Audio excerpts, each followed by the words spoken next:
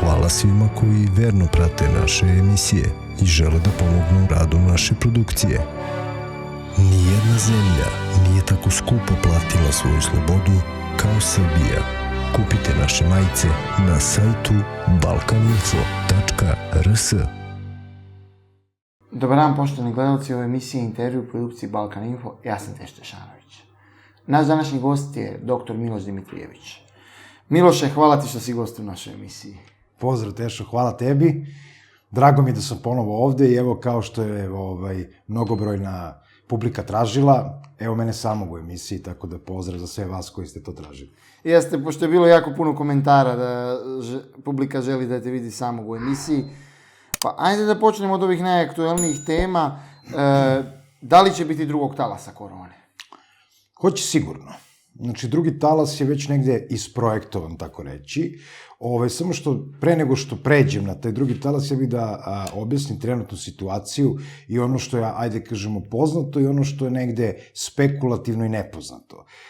Dakle, poznato je da korona definitivno kao vrsta virusa postoji. Šta god pričaju neki teoretičari zavere, da je to, ne znam, te bakterija, te to utice 5G mreže, te chemtrailsa i nekih drugih, ajde kažemo, patogena, ona kao virus postoji. Sad, kao što je sigurno da postoji, tako je sigurno i da je napravljena, dakle da prosto nije prirodan virus, već da je iskreiran i to prosto mnogobrojne studije u poslednjih meseci i po dana potvrđuju, dakle da prosto priroda nije mogla da stvori takav virus.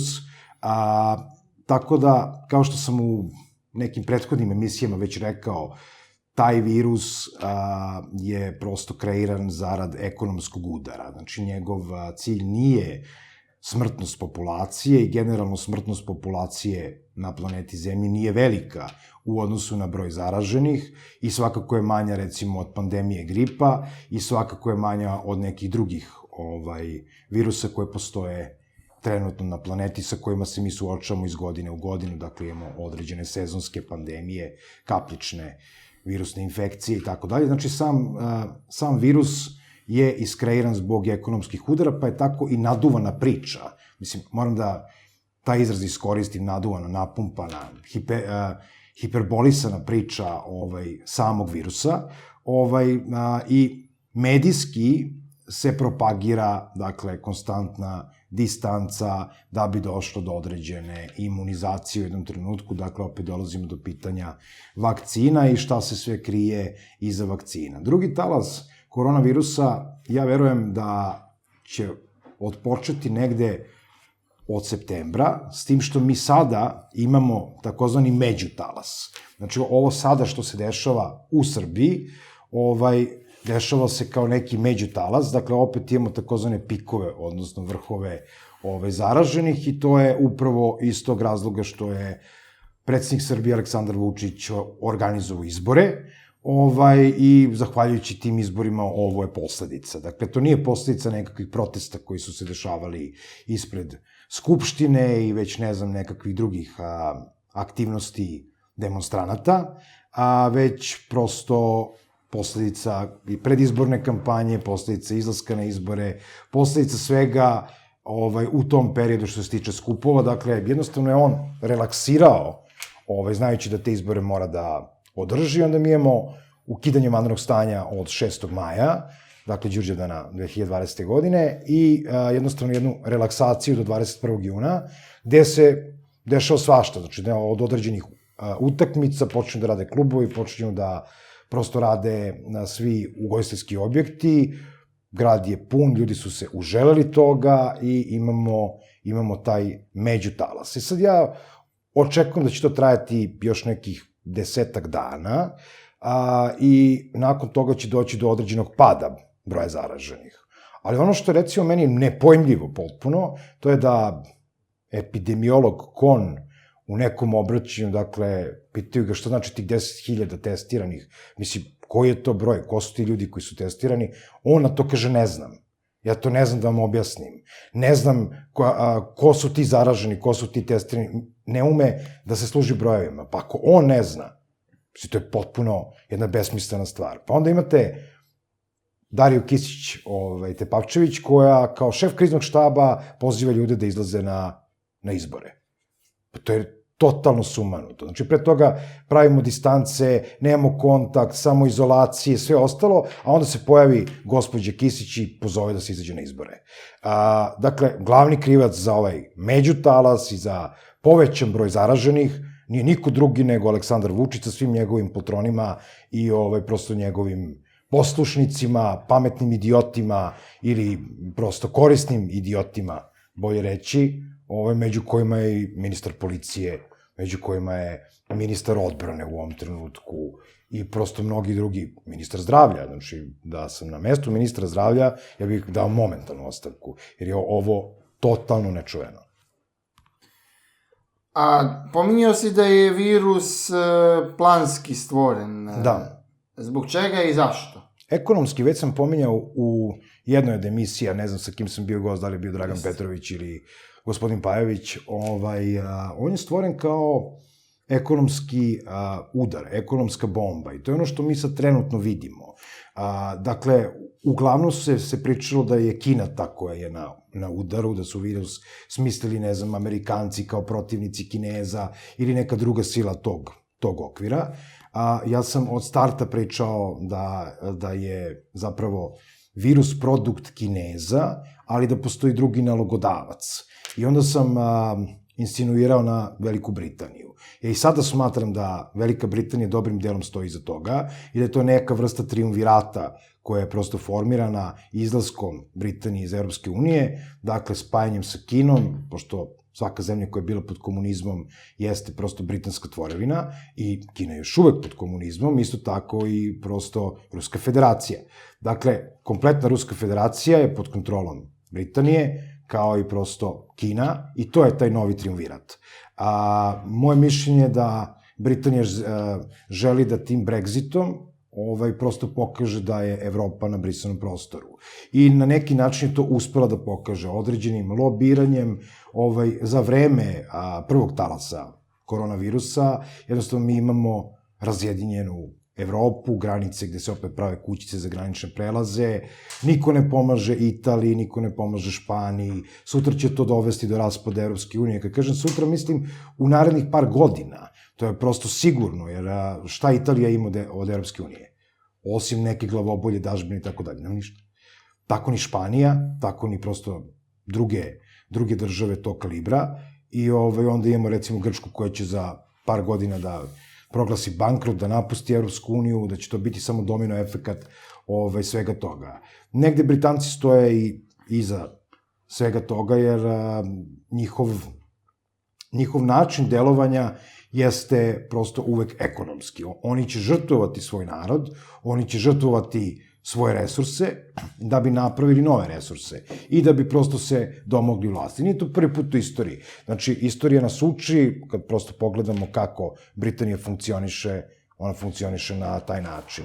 Kontrolom Kine i jednostavno sada stvaranjem tog nekog saveza, kad kažem kontrolom, znači, setimo se da je Hong Kong bio britanski 100 godina, da je posle 100 godina prepušten u ruke Kinezima. Međutim, interesantno je da sve značajne funkcije, sve značajne položaje u Hong Kongu drže i dalje Britanci i Jevreji. Kad kažem Jevreji, mislim nacionaliste, ne mislim na ortodoksne Jevreje, dakle, oni koji drže Sjedinjene Američke Države, oni koji prosto kreiraju neku vrstu ratne matrice, odnosno konstantno kreiraju sukobe na nekom lokalnom ili globalnom nivou. Tako da se ovo može smatrati nekakvim uvodom u, neko bi rekao, Treći svetski rat, samo što kad mi kažemo svetski rat, ljudi zamišljaju kao prvi i drugi onako razaranja koja su bila unutar tih ratova. Ovog puta nije tako. Znači, ovo jeste rat, ali ekonomski rat, biološki rat i prosto neka vrsta terorizma koji se vodi nad čitavim svetom. Dakle, najpre u pitanju kontinentalna Evropa i generalno ljudi. Dakle, to je neka vrsta zločina protiv čovečnosti koja u ovom trenutku je u ekspanziji pod pandamom demokratije i borbe protiv virusa i opakog nevidljivog neprijatelja, ali kako kaže Aleksandar Vučić, na primjer, i pojedinci iz Svetske zdravstvene organizacije. Ali kada pominješ to da Britanci kontrolišu Kinu, šta to znači? Znači li to da su ove sadašnje komunističke elite u Kini samo marionete? Apsolutno. Apsolutno. Znači, i ne samo u Kini, Rusija takođe, mi imamo isto svuda maltene marionete. Znači, maltene da nemamo državu koja u ovom trenutku nema marionete. Ne računam Severnu Koreju, za koju nisam siguran, moram priznati, mada moje mišljenje je do pre, recimo, godinu dana bilo da je Kim apsolutno suvereni vladar, i imamo Iran, dakle, za koji tvrdim da je još uvek nezavisan. Koliko dugo, vidjet ćemo, ne mislim da će to biti mnogo dugo, dakle, već negde u proleće ćemo imati neku vrstu napada, invazije, intervencije, opet kao što je bilo i sa Irakom, sa Libijom, sa Sirijom, dakle, Amerikanci će tvrditi da oslobađaju teritoriju, da su oni uvek ti koji se zalažu za demokratiju, znamo koja je vrsta režima u Iranu, da nikako nije demokratska, ali u svakom slučaju prirodnija kad je u pitanju Stara Persija, odnosno Iran. Ali da li je Putin nečija marioneta? Apsolutno. Apsolutno. I to ne samo Putin. Kompletno rukovodstvo Ruske federacije. Pa za koga Putin radi? Čije on naređenja mora da prima? Da li je to... Pa on prima naređenja krune, kao i prosto svi. Znači, to su naređenja britanske krune, samo što postoje određeni oficiri za vezu. Dakle, ne postoji direktan kontakt. Ili vrlo retko postoji direktan kontakt. Nego, dakle, oficiri za vezu prenose određena naređenja. Ja znam da gledalci Balkan Infa su uglavnom rusofili, jednostavno polažu mnogo neke nade u intervenciju Rusije ovde, naročito kad je u pitanju Kosovo i Metohija. Ja prosto moram priznati da nikada nisam bio rusofil, ali nisam bio ni na strani Amerikanaca, niti sam nešto prosto svojatao Britance, niti bilo koga drugog. Meni je Srbija važna. I to je ono što je prosto meni oduvek bilo bitno. Dakle, ova zemlja je jedina zemlja koju ja imam. Da li će ona sutra zavisiti kao mala država od velikih sila? Da, svakako hoće, ali ono što mi konstantno ne uspevamo da iskoristimo jeste geostrateški položaj koji mi imamo. Mi imamo geopolitički, geoekonomski, geostrateški položaj gotovo savršen. I nikako ne uspevamo da ga iskoristimo i kao mala zemlja koja je sposobna, uslovno rečeno, za određenu vrstu ucenjivačke politike, mi to nikada ne koristimo. Ruska federacija u ovom trenutku i u svakom drugom, dakle od Romanova, pa dok je bila era komunizma kao prosto Sovjetski savez, do Gorbačova, pa dakle onda ide nezavisna Rusija, uslovno rečeno, pa pojava Putina, odnosno Boris Jeljcin kao određena vrsta mosta, do Putina, Medvedeva i ovoga danas što imamo. I dakle, i Putin, i Medvedev, i kompletna Ruska duma jesu pod kontrolom, ja verujem, britanske krune, zato što je to nekako logika svih stvari. Jer vi kad imate jedan rat, setimo se recimo rata Rusija-Čečenija, dakle, ruska intervencija u Čečeniji. Onda dolazi Ramzan Kadirov, koji postaje desna ruka Vladimira Putina. Znači, do juče ste ratovali, sad ste najbolji prijatelji. A onda sticajem okolnosti šef Mašural mafije, takozvane ruske mafije, znači nije to ruska mafija, to je Mašural mafija, je kum Ramzana Kadirova, koji se zove Kosta Ciganov. I on je isto tako dobar sa Putinovom administracijom. I on na neki način će da uradi sve što se od njega traži. Ali to nije slučajno. Znači, to su već dogovorene stvari. Pa čita priča Južnog toka, odnosno borbe za afričko tržište. Pa hoće, pa neće, pa postaje Turski tok i tako dalje. Pa konekcije između Turske i Rusije u ovom trenutku. Znači, Turska i Rusija su bili apsolutno zemlje protivnici. U ovom trenutku Erdogan ne može da donese nikakvu odluku bez da pita Rusiju. I to je jasno.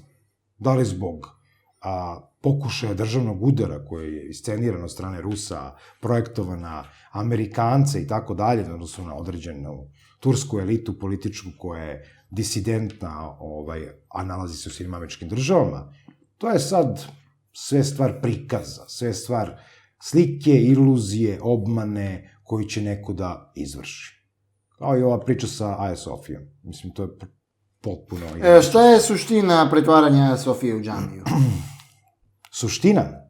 Suština pretvaranja Aja Sofije u džamiju jeste da se pokaže vaseljanskom patrijarhu da je napravio grešku u koracima. Dakle, iza svega toga stoji upravo Rusija, odnosno Rusija? Ruska pravoslavna crkva. Ruska pravoslavna crkva, u dogovoru naravno, setite se da je vaseljanski patrijarh Bartolomej priznao autokefalnu ukrajinsku crkvu. I pored apela ruske crkve. I kao takav, on je dao legitimitet autokefalnoj ukrajinskoj pravoslavnoj crkvi. Odmazda za tako nešto je oduzimanje Aja Sofije. Ali to nije jedini cilj. Dakle, elem što Rusija stoji iza toga, dakle, Ruska pravoslavna crkva, elem što će to sutra Rusiji dati jedan pečat oslobodioca. Dakle, to je isti sistem američke spoljne politike.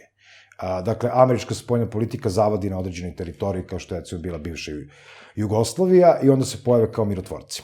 I onda ide operacije jedna, druga, treća, pa imamo Bljesak, Oluje i šta ti ja znam, do Milosrdnog anđela 99. koje, eto, oni gledaju kao mirovnu misiju. Mi vrlo dobro znamo da je to bila genocidna akcija, odnosno aktivnost NATO snaga pod vojstvom Amerikanaca.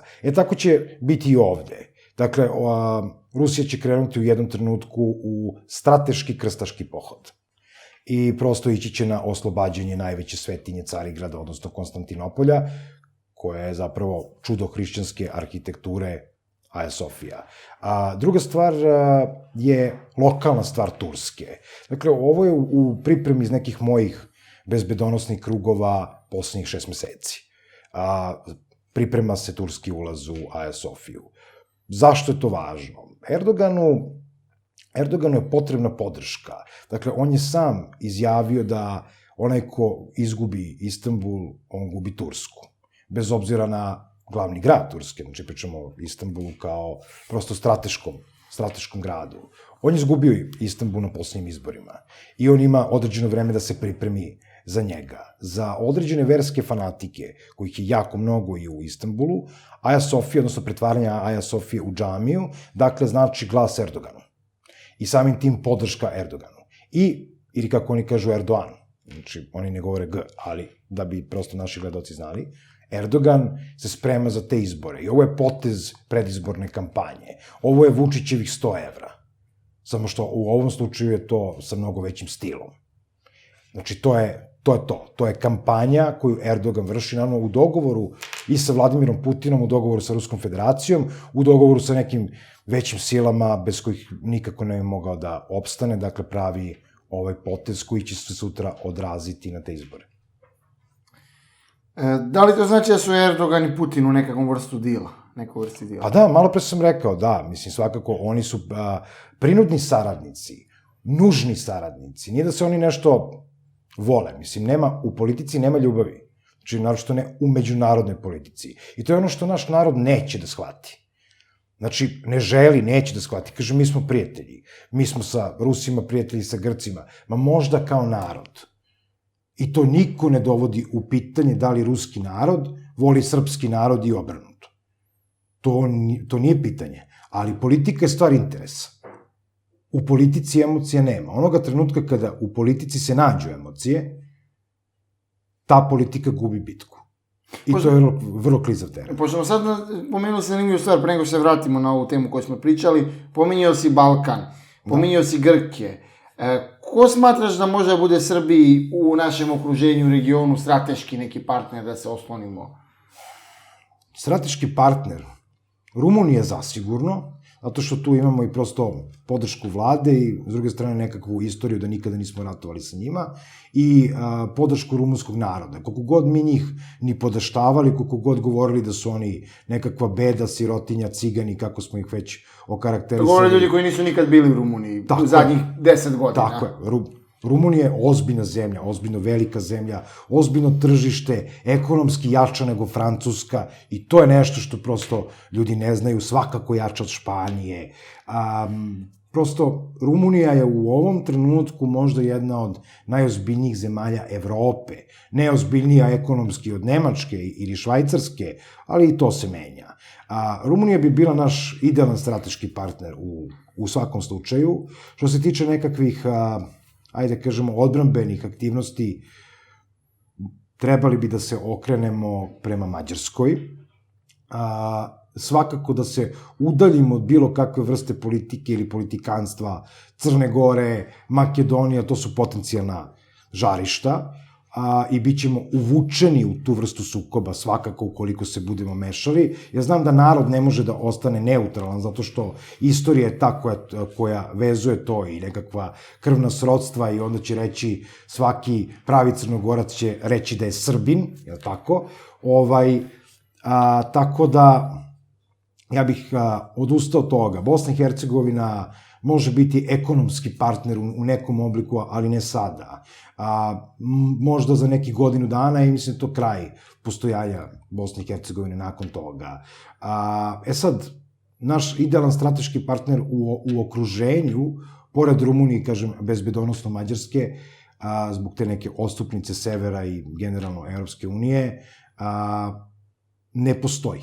Znači, a nisi pomenuo Grčku. Grčka nam nije zemlja u okruženju. Grčka, mi imamo da pređemo Severnu Makedoniju do Grčke. Drugo, Grčka je ekonomski jako slaba, da bismo mi sa njom mogli bilo šta da uradimo. Ja ne mislim da će Grčka uopšte ostati jako dugo u Evropskoj uniji, dakle svega par godina, dok Italija ne postavi to pitanje i onda će proglasiti bankrot. Na drugi način ne može da izađe iz Evropske unije, Grčka je prezadužena i to je neka maksima koja postoji, da kažemo, poslednjih 20 godina, ono što ja znam, zadužen ko Grčka. Grčka je bukvalno to.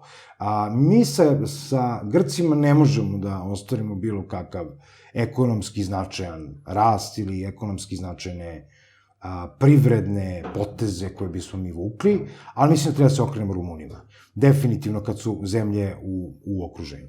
Vratimo se na Erdogana. Ko je stvorio Erdogana i zašto on je trenutno na vlasti? Kakav je on projekat?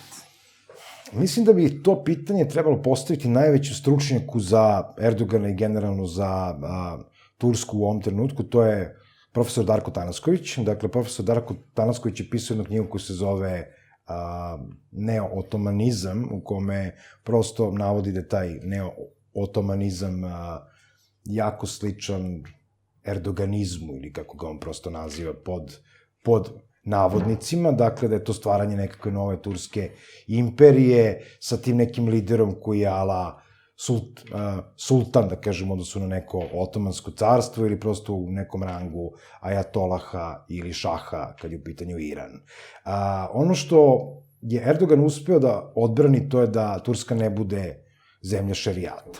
Jer to postoji ta ultradesničarska struja Turske koja je prosto proklamovala da Turska bude zemlja šerijata. Turska nije zemlja šerijata i Turska je, zahvaljujući Erdoganu, postala ravnopravna članica u određenim evropskim federacijama, pa tako imamo od jedne besmislene Eurovizije, kažem besmislene, što smatram da je to festival koji prosto služi za određene političke pozadine i određene lobby grupe, do, recimo, evropskih prvenstava u košarci, u fudbalu i nekim drugim manifestacijama, kako kulturnim, tako i prosto sportskim. Dakle, Erdogan je taj koji se sve vreme borio za Tursku u Evropi.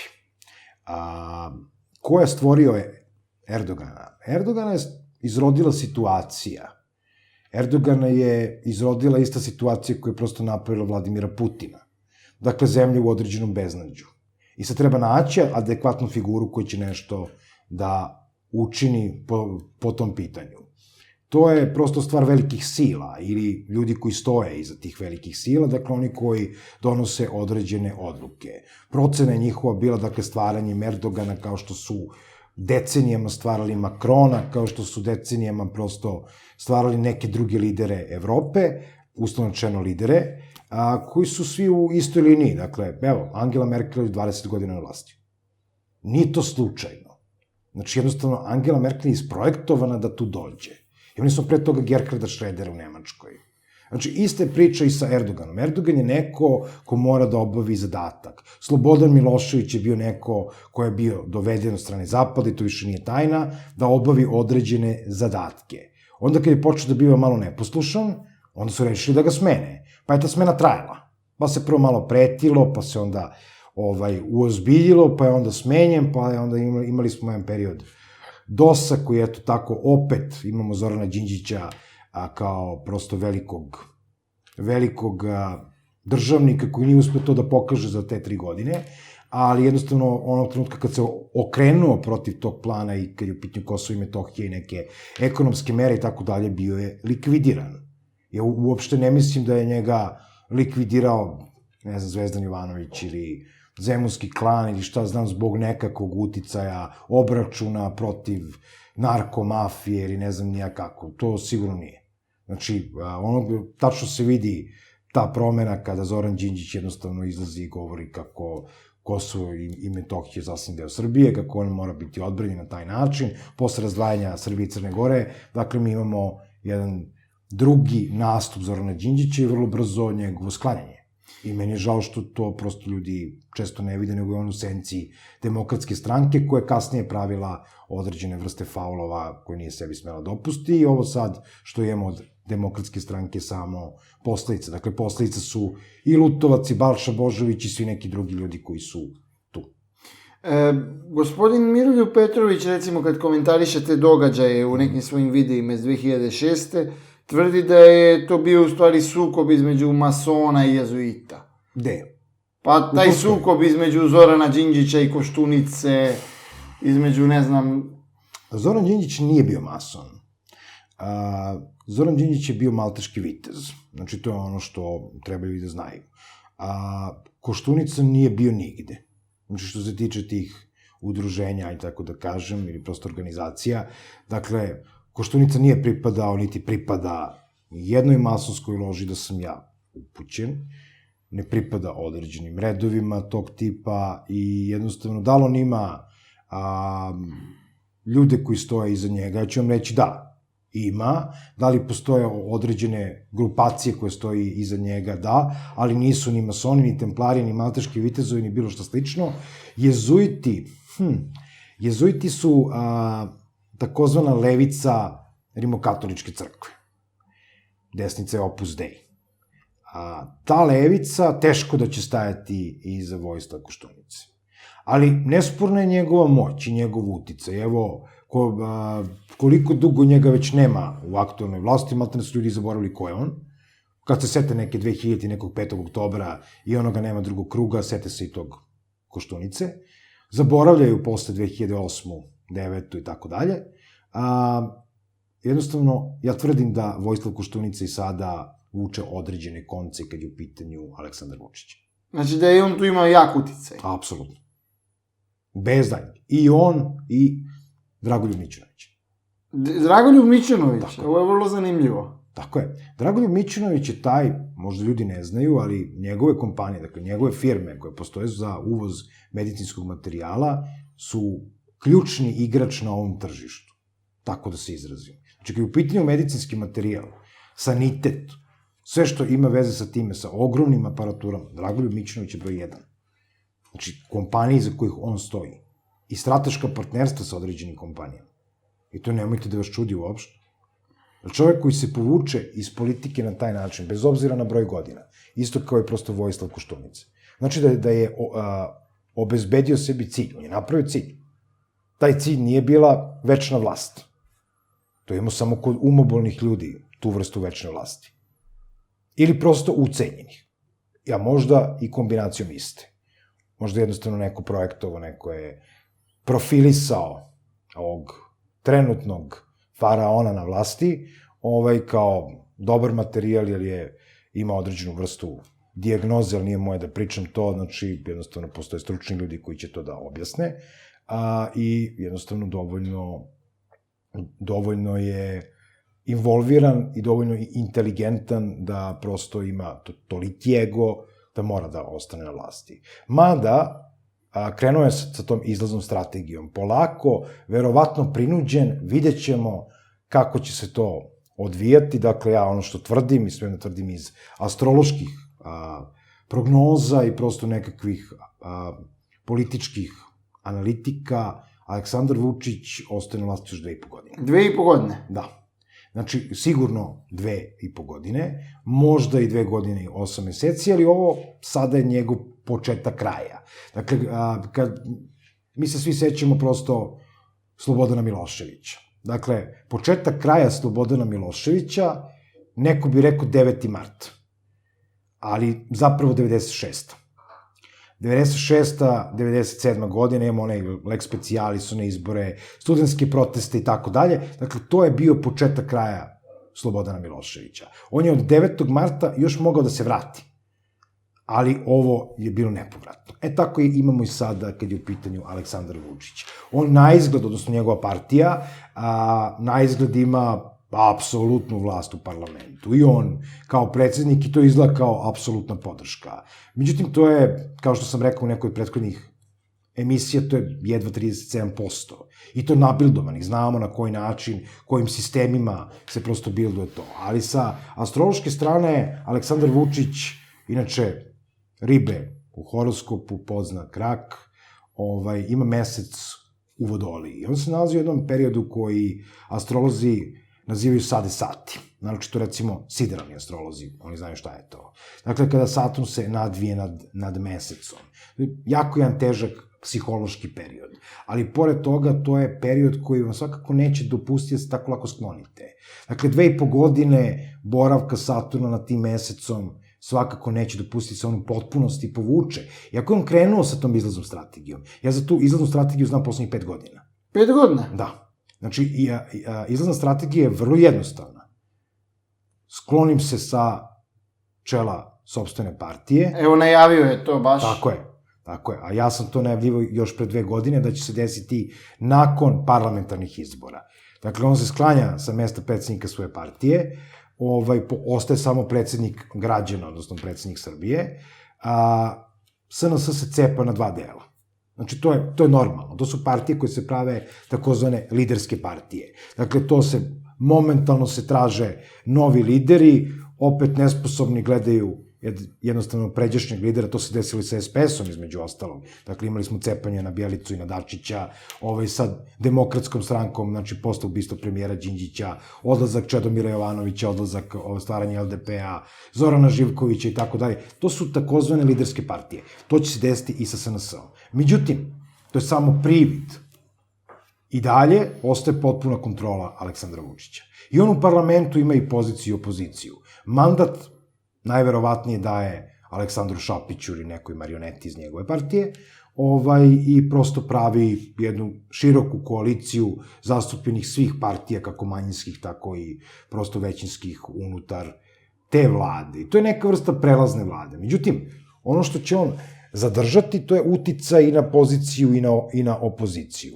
Dakle, sa jedne strane će kupiti opoziciju preko Šapića, držat će Dačića i dalje, dolazi do raskola između Ružića i Dačića, unutar SPS-a, i onda opet imamo polarizaciju. I to je nešto što je i astrološki potpuno objašnjivo. Ceo svet ide u polarizaciju. Srbija svakako. Dakle, mi imamo jedan aspekt koji je zapravo taj Pluton u određenoj kvadraturi, kad se nađe, dakle, sa Uranom, mi ćemo imati tu polarizaciju. I Saturn isto tako sa Uranom. Međutim, ono što je interesantno, to pitaju me posljednjih dana šta se dešava sa tim protestima. Kažem, ljudi, shvatite, Mars je ušao u Ovna, odreagovao je time, jednostavno to je narod, ali to je i oružana sila. Sistem je Saturn. Jednostavno, mi ćemo imati tu kvadraturu kada Mars bude došao na stepen pada Saturna i krenut će retrogradno. Dakle, krenut će da se vraća. On će krenuti protiv sistema. A Saturn je posljednji put ušao u znak Jarca. Znači, on je sad će boraviti, do decembra je u znaku Jarca. To je njegov 3. prolazak kroz znak Jarca, je kao, recimo, slon u staklarskoj radnji. Znači, to će porušiti sve što može. Znači, haos će bude. Potpuno, pa već jeste. Znači, on je već povratkom u Jarca počeo da pravi haos. Otuda ta taj međutalas, otuda sukobi, to ne samo ovde, mi imamo paljanje policijskih stanica u Sjedinjenim Američkim Državama, imamo demonstracije u Rumuniji za koje, recimo, ne znam, niko nas ni ne obaveštava. Rumuni su pronikli u to da njihova vlast njih laže sa brojem testiranih.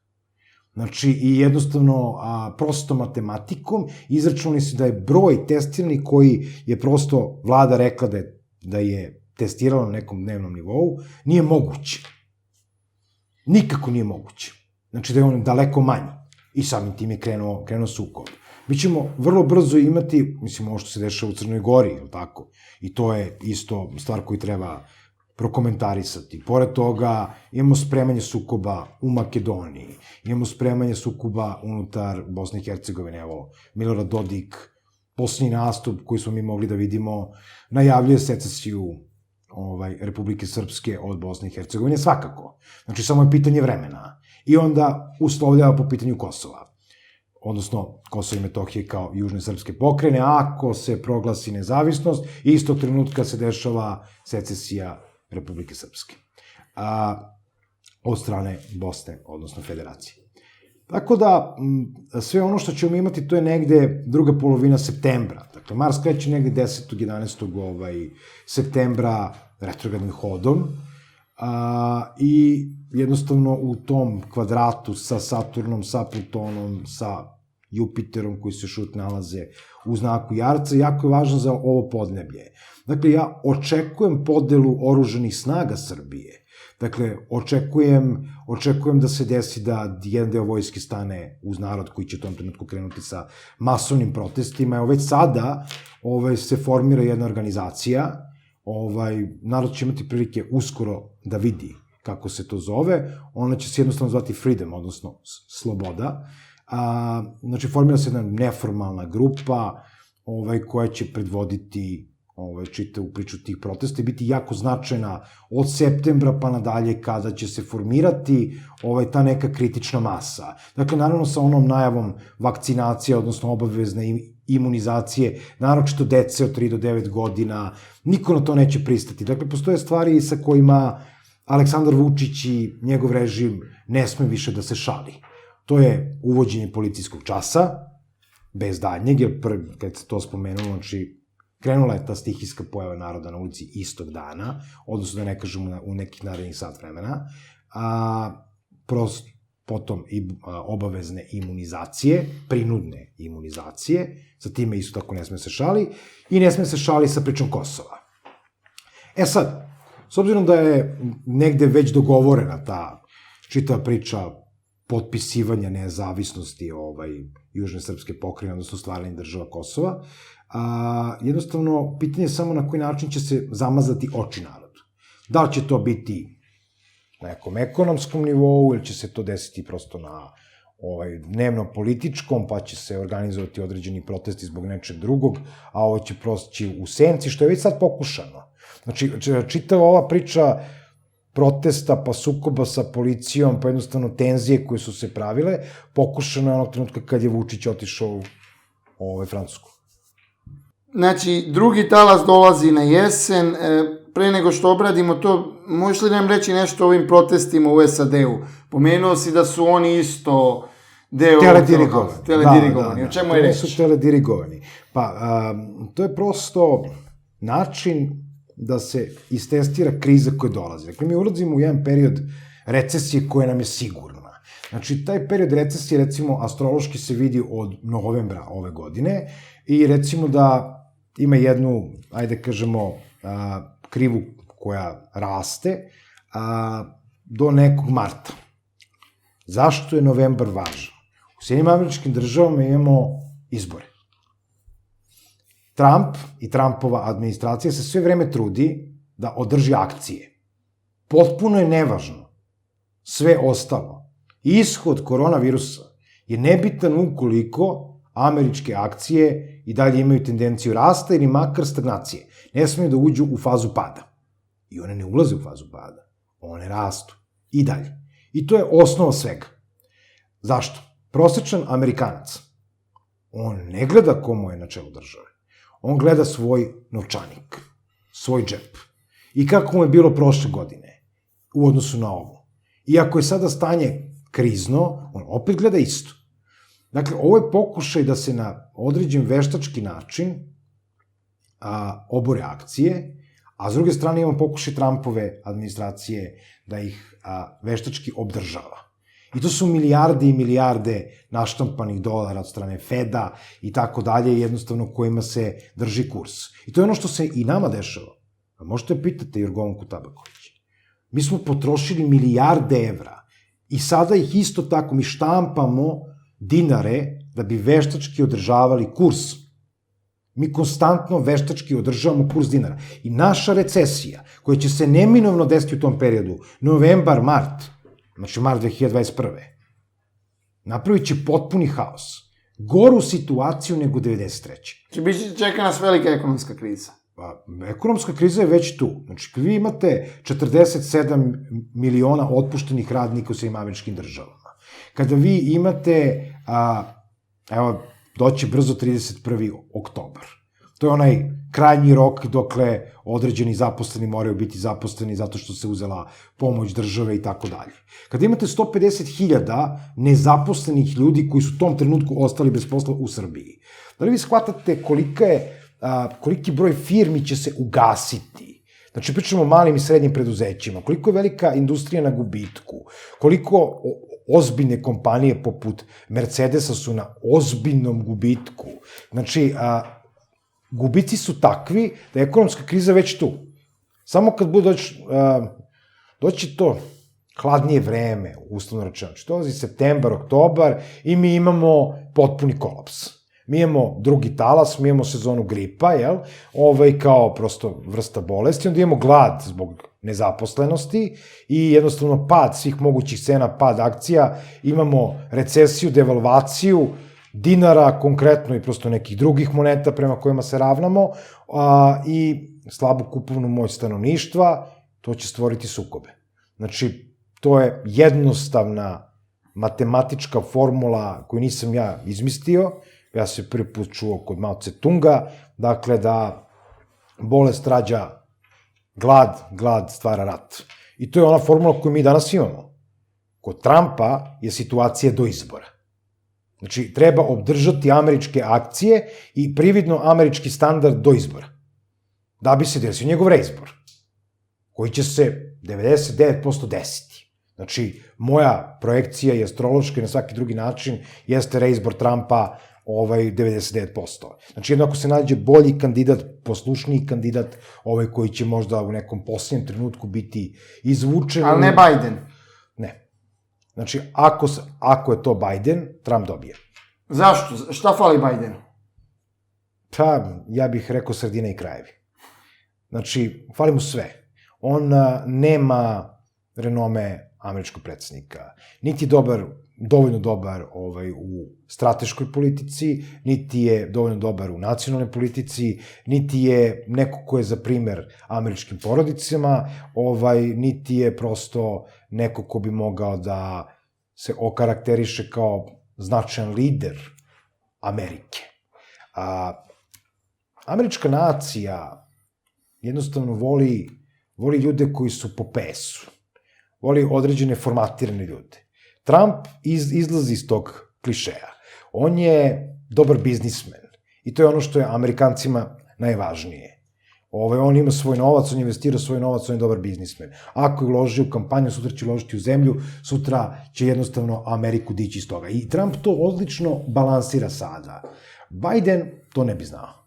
Biden bi prosto slušao neke savjetnike koji bi ga verovatno knjiškim primerima odveli u potpunu recesiju. Ono što sam već pričao, ti se sećaš sigurno, možda i neki gledalci, znači to je ta kriza 2019-2025. Mi u astrološkim okvirima imamo to. Ja sam to najavljivao. Nisam nikada najavio koronavirus, ali sam najavio mart 2020. godine. Kao početak ozbiljne krize. Dakle, 2019. godina priprema toga u oktobru i ja tvrdim da je tada virus nastao. Dakle, da je od oktobra do decembra iskreiran taj virus i nakon toga je prosto nastao. I sa tendencijom ekonomskog udara. Dakle, mi imamo priču urana u biku koji će to doneti, koji će tu ostati sve do decembra 2026, znači skoro 2027. godine, iako će malo prelaziti u blizance i prosto vraćati se u bika, i on imamo potpunu transformaciju obrazovanja. Dakle, ovo što sad imamo kao najavu, kombinovan sistem, pa online sistem, pa online studiranje, pa jednostavno osnovna škola koja se potpuno prilagođava toj nekoj online platformi. Dakle, tu priču ćemo imati završenog trenutka kada uran uđe u blizance. Pre toga ne, ali ovo je tranzitni period. I ulaskom Plutona u Vodoliju, jednostavno mi imamo početak jednog novog razdoblja, ljudi vole da kaže taj period doba Vodolije. Da, doba Vodolije definitivno počinje onog trenutka kad se Pluton bude ustabilio, dakle, u Vodoliji, dakle, on će opet da ulazi, da izlazi i tako dalje. Iako je precesijona tačka ta koja se još uvek neće označiti taj ulazak, dakle, imamo još neki 200 i kusur godina dok precesijona tačka uđe iz Riba u Vodoliju, ona ide unazad, ali ulazak Plutona, dakle, koji jako dugo boravi u jednom zodijačkom znaku, u znak Vodolije, koje se dešava posle 27.000 godina, dakle, znači, ta era Vodolije, a sam Pluton, otprilike mu treba oko 20 godina da boravi u jednom znaku, znači, sa tim ulazcima i izlazcima. Tako da, definitivno ulazimo u jedno novo razdoblje. Uran u biku će srušiti ekonomski sistem skroz. Bankari su već u problemu. Znači, sada srpske banke, franšize banaka i generalno banke su u ozbiljnom problemu. Tu će biti jako mnogo otpuštanja radnika. Znači, ovi blagajnici, operateri, leasing i tako dalje, te kuće, to neće preživjeti. Znači, to krizu neće preživjeti. Institucija kao institucija možda da, firma kao firma da, ali jednostavno jako veliki broj nezaposlenih, znači u Srbiji nas čeka od 100 do 150 hiljada nezaposlenih od oktobra meseca. Pominjao si Trumpa. Čiji je projekat Trump? Trump je još 2007. i 2008. godine bio izuzetno popularan u Kini. I izlazio je između ostalog i u određenim časopisima kao što je kineski Forbes. Izlazio je, nastupao kao veliki biznismen, viđen za budućeg lidera Sjedinjenih Američkih Država i od strane Kine, i od strane Britanije, i od strane nekih drugih. Dakle, opet pričamo o istoj kuhinji. Projekat Sjedinjene Američke Države jeste projekat od 1929. godine cionista, a imamo englesku kraljicu, odnosno englesku krunu koja je tu dominantna i koja kontroliše i te cioniste i te multinacionalne kompanije. Dakle, sam Trump je deo multinacionalnih kompanija. Možete prosto da sami izvedete zaključak čiji je on projekat. Znači, kao i čiji je Kina projekat. Komunistička Kina. Znači, ne pričamo o Kini kao prosto tradiciji, kulturi hiljadama godina, znači pričamo o komunističkoj Kini od 59. godine. Isto je. Znači, Trump je taj koji je trebao da donese, on treba da donese zapravo jednu korelaciju sa Kinom. I on to i radi. Znači, on je jako poštovan od strane kineske vlade, jako poštovan od strane kineskih biznismena, jako poštovan od strane kineske države. I potpuno je atipičan predsjednik Sjedinjenih Američkih Država. Dakle, opet govorimo o projektu. Mislim, i Mickey Mouse je projekat, tako. Ne mislim na Božu Đelića, koga su tako zvali, nego jednostavno i Mickey Mouse je projekat Walta Disneya, a Walt Disney je Jevrej, odnosno cionista. Isto je to. Donald Trump podsjeća na nekog strip junaka. U krajnjem slučaju to je to. On izgleda tako malo neotesano, malo se tamo nešto lakta, dere, pleše, ne znam ja. Bill Clinton je recimo svirao saksofon, ali to je sasvim drugi par čarapa u ovom slučaju. Donald Trump je taj koji se ponaša suviše opušteno za jednog predsjednika Sjedinjenih Američkih Država. Ali je definitivno tu kao određen projekat koji treba da donese novu eru u Sjedinjenim Američkim Državama. Dakle, on je ruski Boris Jeljcin. Boris Jeljcin je bio projekat ruske službe i cionista koji su držali Rusiju i bio je prelazno rešenje. Moje mišljenje je da je Trump prelazno rešenje do sledećeg predsednika Sjedinjenih Američkih Država, dakle, zato će mu se dati još jedan mandat, zato ne Biden, a onda ćemo imati prvu ženu predsednika Sjedinjenih Američkih Država, nakon drugog mandata Trumpa. Ko će biti, Melania Trump? Ne. Melania Trump nema taj dovoljan podstrek da bude predsednik, nema taj okvir u kome se kreću američki predsednici. A i ne može, jer nije, ja sam napravio lapsus, nije rođena u SAD-u, tako da i u zakonu ne bi mogla. Pa, sad mislim da bez obzira i taj zakon se da promeniti. Dakle, sutra kada bi bivši guverner Kalifornije, Arnold Schwarzenegger, koji nije rođen u svim američkim državama, želao da postane predsednik i imao dovoljnu podršku, mislim da bi postao. U gomili hollywoodskih filmova je to najavljeno, Schwarzenegger kao predsednik. Tako je. Sad, ja ne mislim da će Arnold Schwarzenegger biti predsednik, ikada, ali jednostavno omoguća to što je on postao guverner najliberalnije države u okviru Sjedinjenih Američkih Država. Pa nakon toga, verovatno će ući u neku trku za senatora za neko vreme. Recimo, moja neka projekcija, nemam ideju ko bi mogao da bude što se tiče žena kao predsednik Sjedinjenih Američkih Država, neću reći predsednica, dakle predsednik Sjedinjenih Američkih Država, ali žena svakako. Nemam u ovom trenutku ideju, mislim da to neće biti ni jedna javna ličnost, ali u svakom slučaju neko ko bi možda mogao da se nađe na mestu generalnog sekretara Sjedinjenih Američkih Država ili prosto nekoga ko je blizak Trumpu u Beloj kući. U tom smislu da. Hillary Clinton ne. Ne mislim da će biti Hillary Clinton i prosto ne mislim da će biti... A Michelle Obama? Michelle Obama bi mogla da bude, i to bi bio zaista dva u jedan, što bi rekli. Dakle, prvo smo imali prvog crnca na čelu Amerike, to je Obama. U ovom slučaju bismo imali i ženu i crnkinju. I to bi bilo 2 u 1. Dakle, nisam siguran da američka nacija kao takav može da proguta takav udarac u ovom trenutku. Nisam siguran.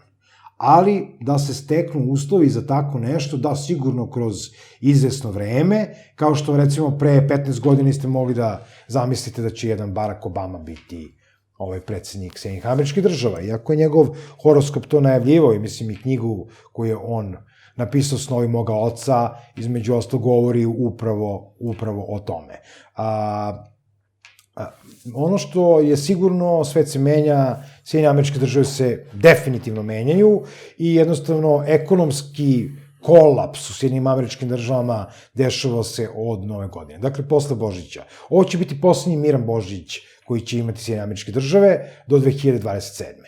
Nakon toga, jednostavno, i unutar Sjedinjenih Američkih Država će biti izuzetno velika nezaposlenost. Oni nisu država koji imaju jaku socijalnu politiku za razliku, recimo, od severnog suseda Kanade, koja ima možda i veću socijalnu politiku i prosto osjeća za tu neku socijalnu pravdu od većine država na svetu i možda su najbliži nekom komunizmu, onoj ideji komunizma, to je definitivno Kanada. Bez obzira na stanje liberalnog kapitalizma koje postoji i tamo, ali mislim da Sjedinjene Američke Države će morati proći kroz jednu veliku transformaciju, kao i prosto čitav svet. I to je ono što ja najavljujem godinama. Dakle, ja sam prvi put 2013. godine izašao i najavio taj period 2019-2025, zbog određenih kako operativnih saznanja, ali i astrološkog tumačenja. Dakle, moja prognostika se, nažalost, do sada ispostavila kao maltene 100% tačna. Na mundanom planu i na planu države, na planu gradova i tako dalje.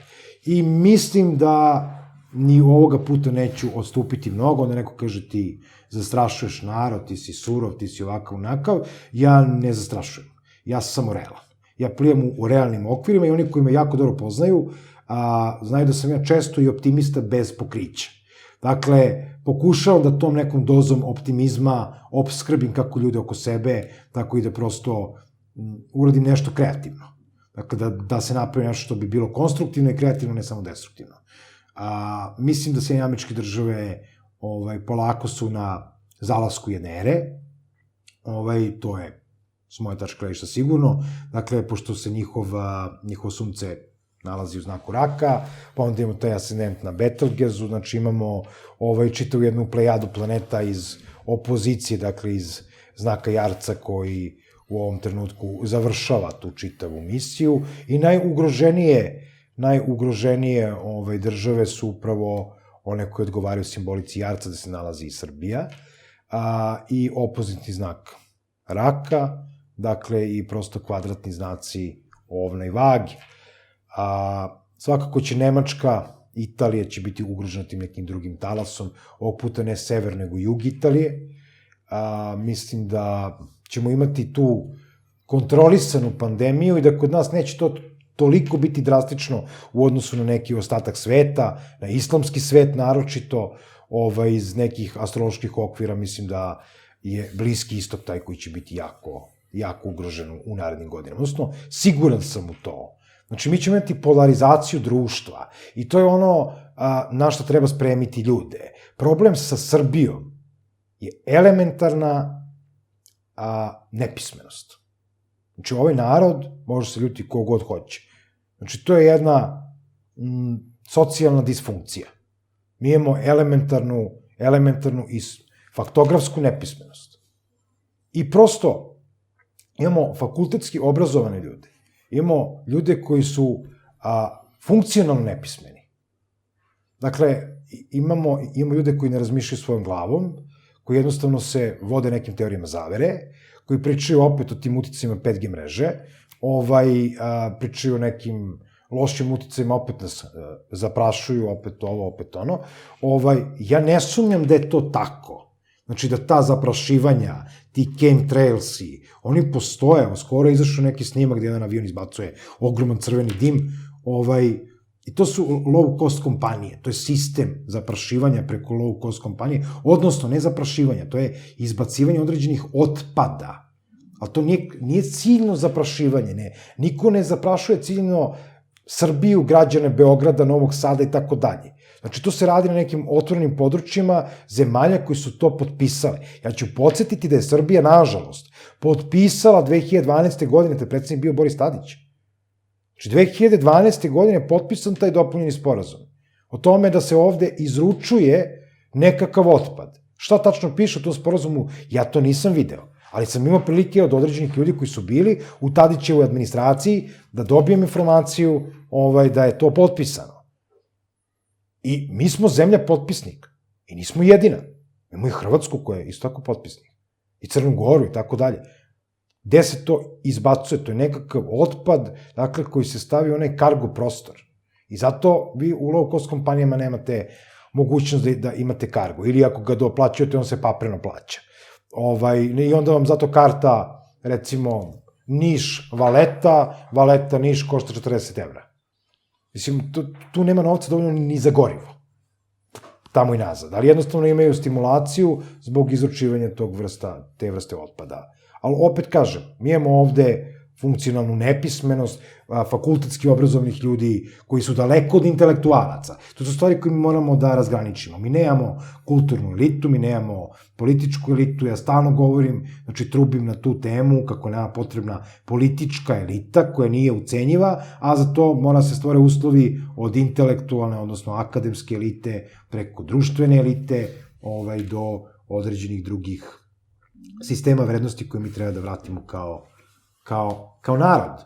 I nas ne treba zanima ni Rusija, ni Amerika, u tom smislu nas treba zanima Srbija, i jednostavno ljudi gledajte svoju decu, znači nemojte uopšte, ako mislite da prosto živite, odnosno da vaša deca žive koliko toliko normalno i njihova deca koliko toliko normalno, što je gotovo značilo, tako da imaju određene uslove života koje mi nemamo i koje mi nismo imali, znači potrebno je da izumre ova generacija.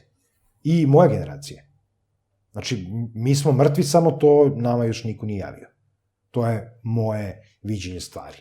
Možda je suviše pesimističko, ali ja tvrdim to, generacije 70. i 80. godina do 95. godine, one su proćerdane. I nemaju tu više ne postoji ništa. Mi imamo odliv mozgova, ostalo je šta je ostalo, jednostavno mi nemamo kapacitet da to iznesemo. I jedina logična stvar jeste žrtva tih generacija zarad budućih.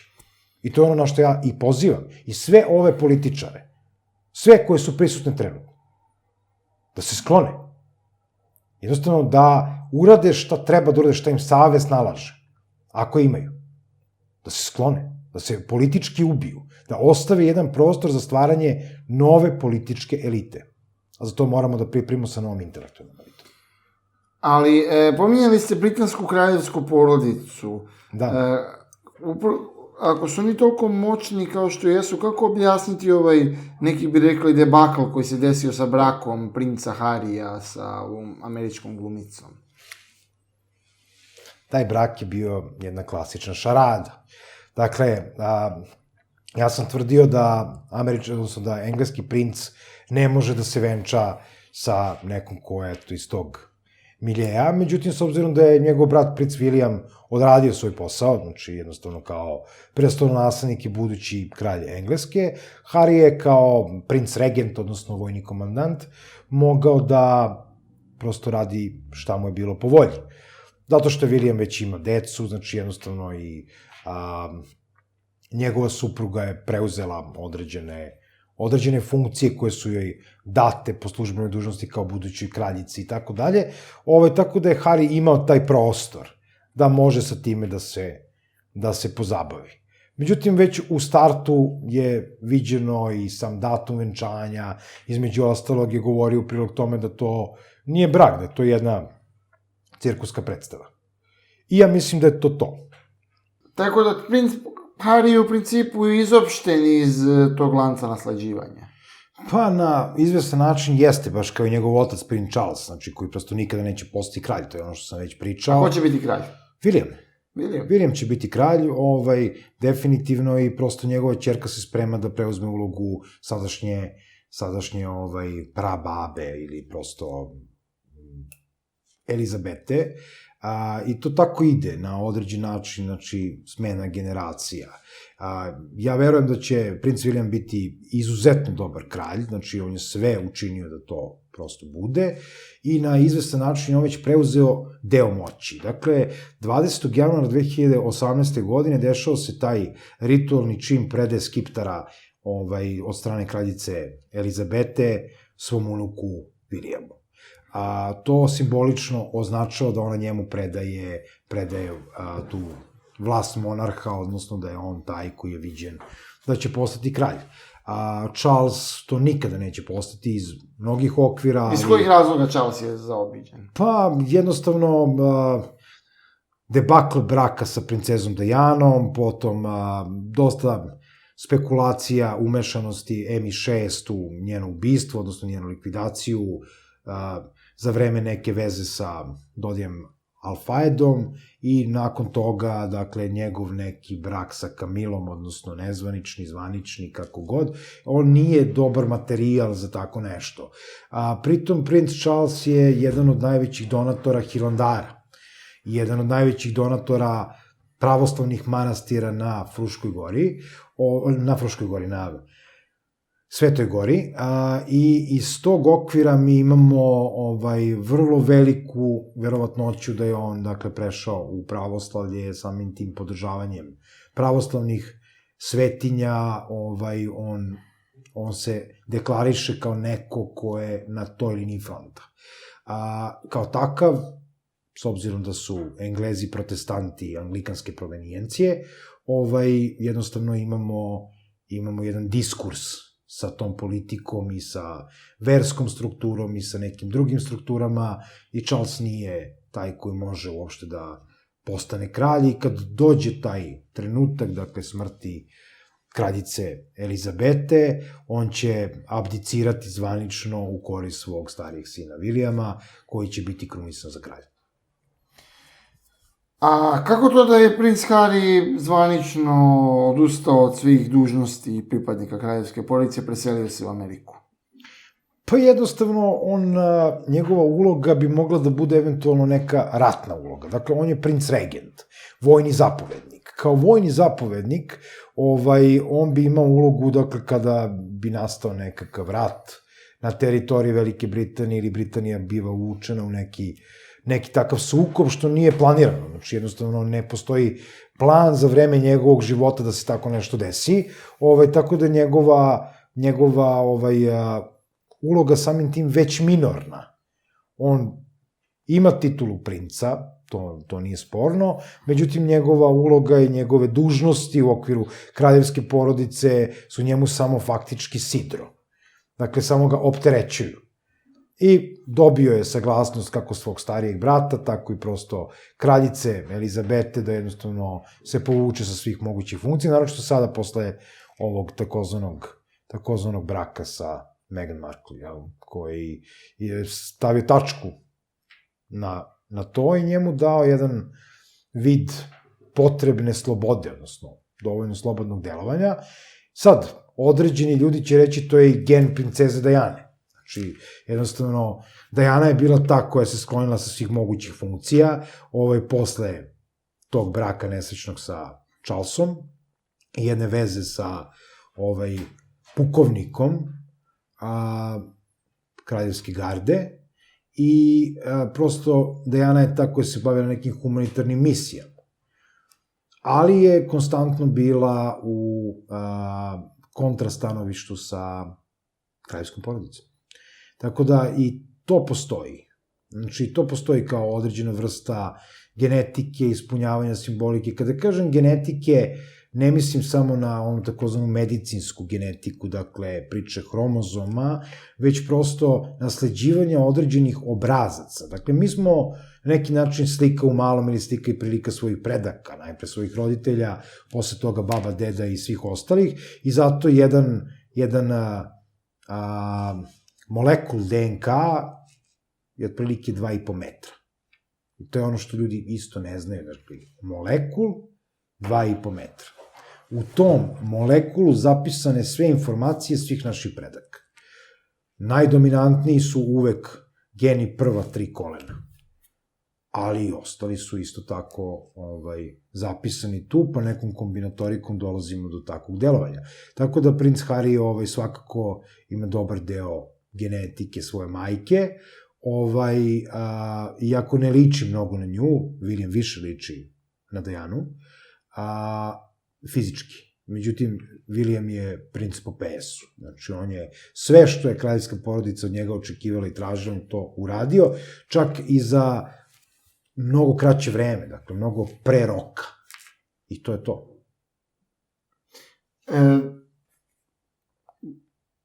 Na ovim prostorima imaju jak uticaj i tajna društva o kojima smo govorili u prethodnim emisijama, poput masonerije ili poput, recimo, malteških vitezova. Da li se tu dešavaju neke promene? Da, već izvesno vreme se takozvano kuvaju određene promene.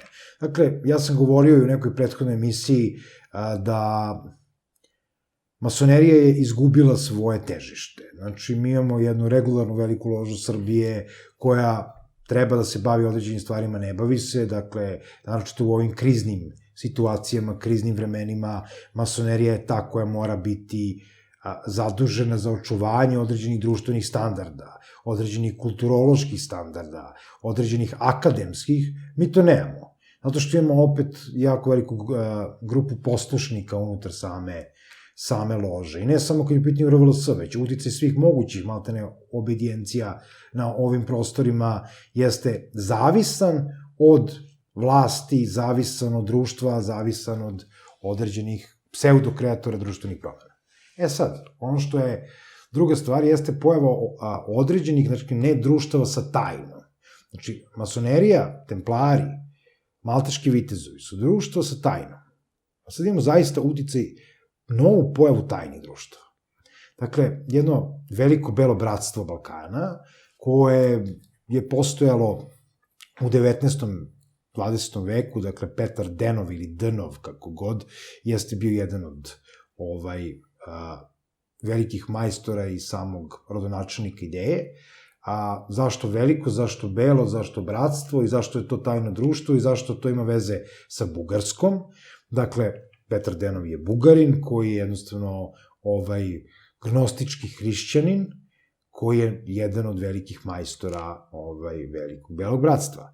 Dakle, ne belo zbog boje kože, već belo zbog oslobođene sujete, znači pripadnici moraju biti oslobođeni sujete i moraju težiti nekakvom višem dobru. Veliko belo bratstvo se ponovo aktivira ovde, preko izvesnih ljudi. Znači, određeni ljudi su viđeni da vode tu čitavu priču. Mi u ovom trenutku imamo novog velikog majstora velikog belog bratstva, koji je čovek u značajnim godinama, koji je poznat i srpskoj javnosti, ali nije moje da kažem ko je, on će se prosto sam... U pravilu, tajnim dušama ne sme se otkriva neko dok se on ne otkrije sam. Tako je. Ista priča i sa pojavom bavarskih iluminata. Čisto se vratimo na Belo bratstvo, oni održavaju svake godine nekakav ritual na određenoj planini u Bugarskoj. Tako je. O čemu je reč? Reč je o održavanju egregora. Znači ono što Srbija nema od 1835. godine. To je taj nekakav energetski nacionalni štit. Dakle, Bugarska to ima i u ovom trenutku je rešila da to isto uradi kad je u pitanju Srbije. Dakle, dolazimo do vraćanja tog egregora.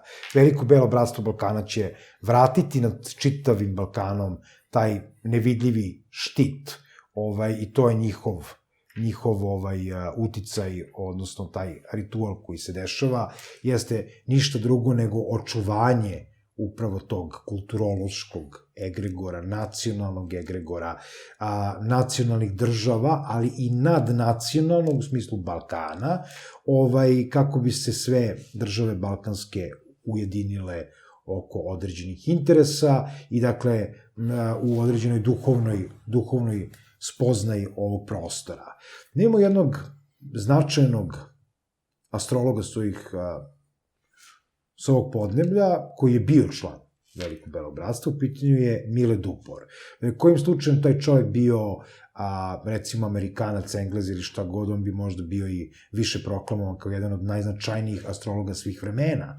Ali čovjek se bavio Atlantidom. Znači, on sve svoje astrološke knjige pisao upravo zarad toga da nađe novac, odnosno sredstva kako bi finansirao svoje ekspedicije po pitanju Atlantide i pisao knjige o Atlantidi koje u to vreme nisu bile uopšte interesantne. A on je recimo napisao da je u poslednje nekom doba Vodolije, dakle pre 27.000 godina, upravo je atlantska civilizacija, odnosno Atlantida bila ta koja je bila tada dominantna i svakako tehnološki naprednija i kako god. Veliko belo bratstvo ima negde uticaj toga. Znači, jednostavno, te atlantske civilizacije koja je postojala na ovim prostorima.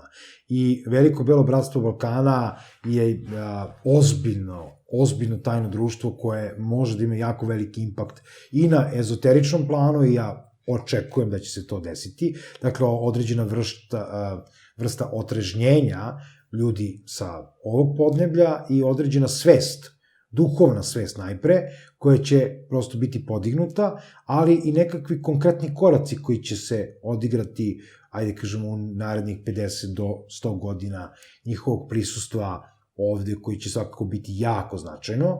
Isto je priča i kad su u pitanju bavarski iluminati, koji nisu društvo sa tajnom, nego tajno društvo.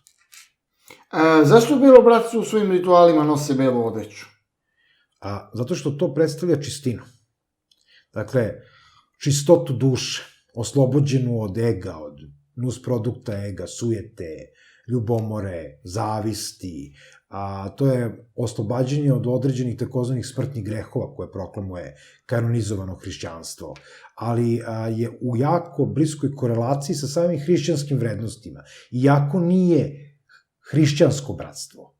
Dakle, ono može da primi članove drugih konfesija, bitno je da je čovjek verujuć i bitno je da je oslobođen od ega. Pa ga često mešaju sa takozvanom belom ložom, dakle, belom masonerijom. I ima to veze, ali jednostavno to su ljudi koji su potpuno napustili stanovište egocentrizma i kao i kod bavarskih iluminata, glavno geslo je we are one, odnosno mi smo jedno, dakle, svi smo jedno.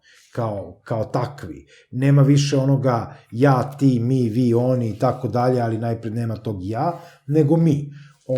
I mi kao veliko belo bratstvo treba da proširimo neku vrstu uticaja dakle, da dođe do tog duhovnog otrežnjenja, koje se nije dogodilo, dakle, ta nekakva duhovna staza prosvećenja je zamrla sa dolaskom komunizma, tih nekih komunističkih lidera na ovim prostorima, kako je to bio Josip Broz Tito kod nas.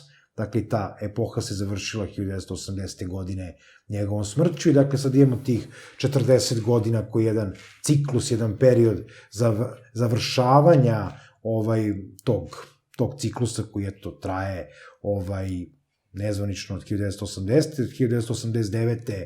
padom Berlinskog zida i prosto rušenjem Sovjetskog saveza, mi imamo početak tog nekog novog doba, dakle ovaj tranzicioni period koji će trajati do 2025.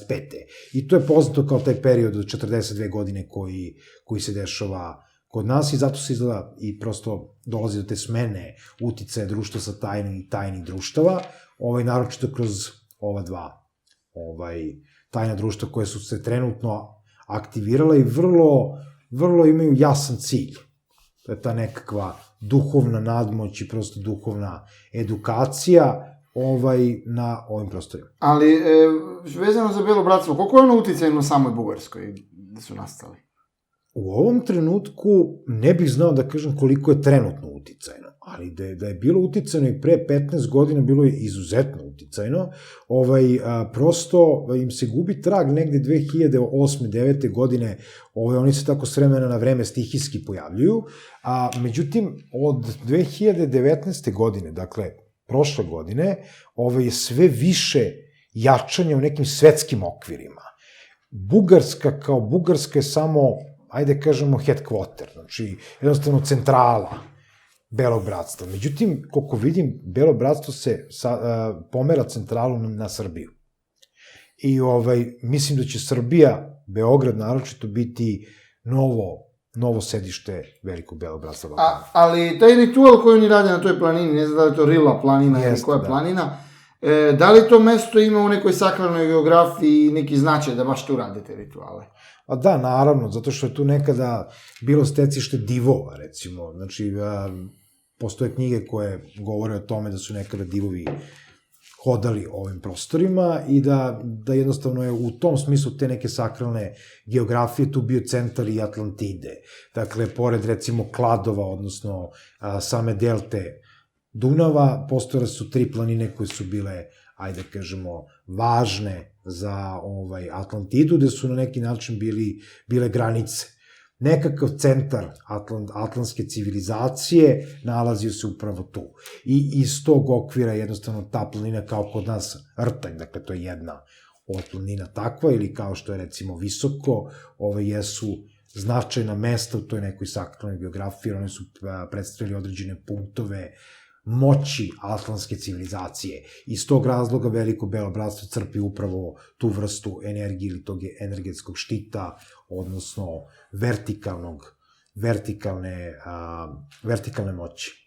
Tako da je vezano i za Zmaja i prošto za neke vekove i za nas, kao što je red Zmaja i despota Stefana Lazarevića, koga sam nebrojeno puta pominjao, Vlada Cepeša, Zigmund II. Znači, to su ljudi koji su u određenom periodu imali upravo takav uticaj.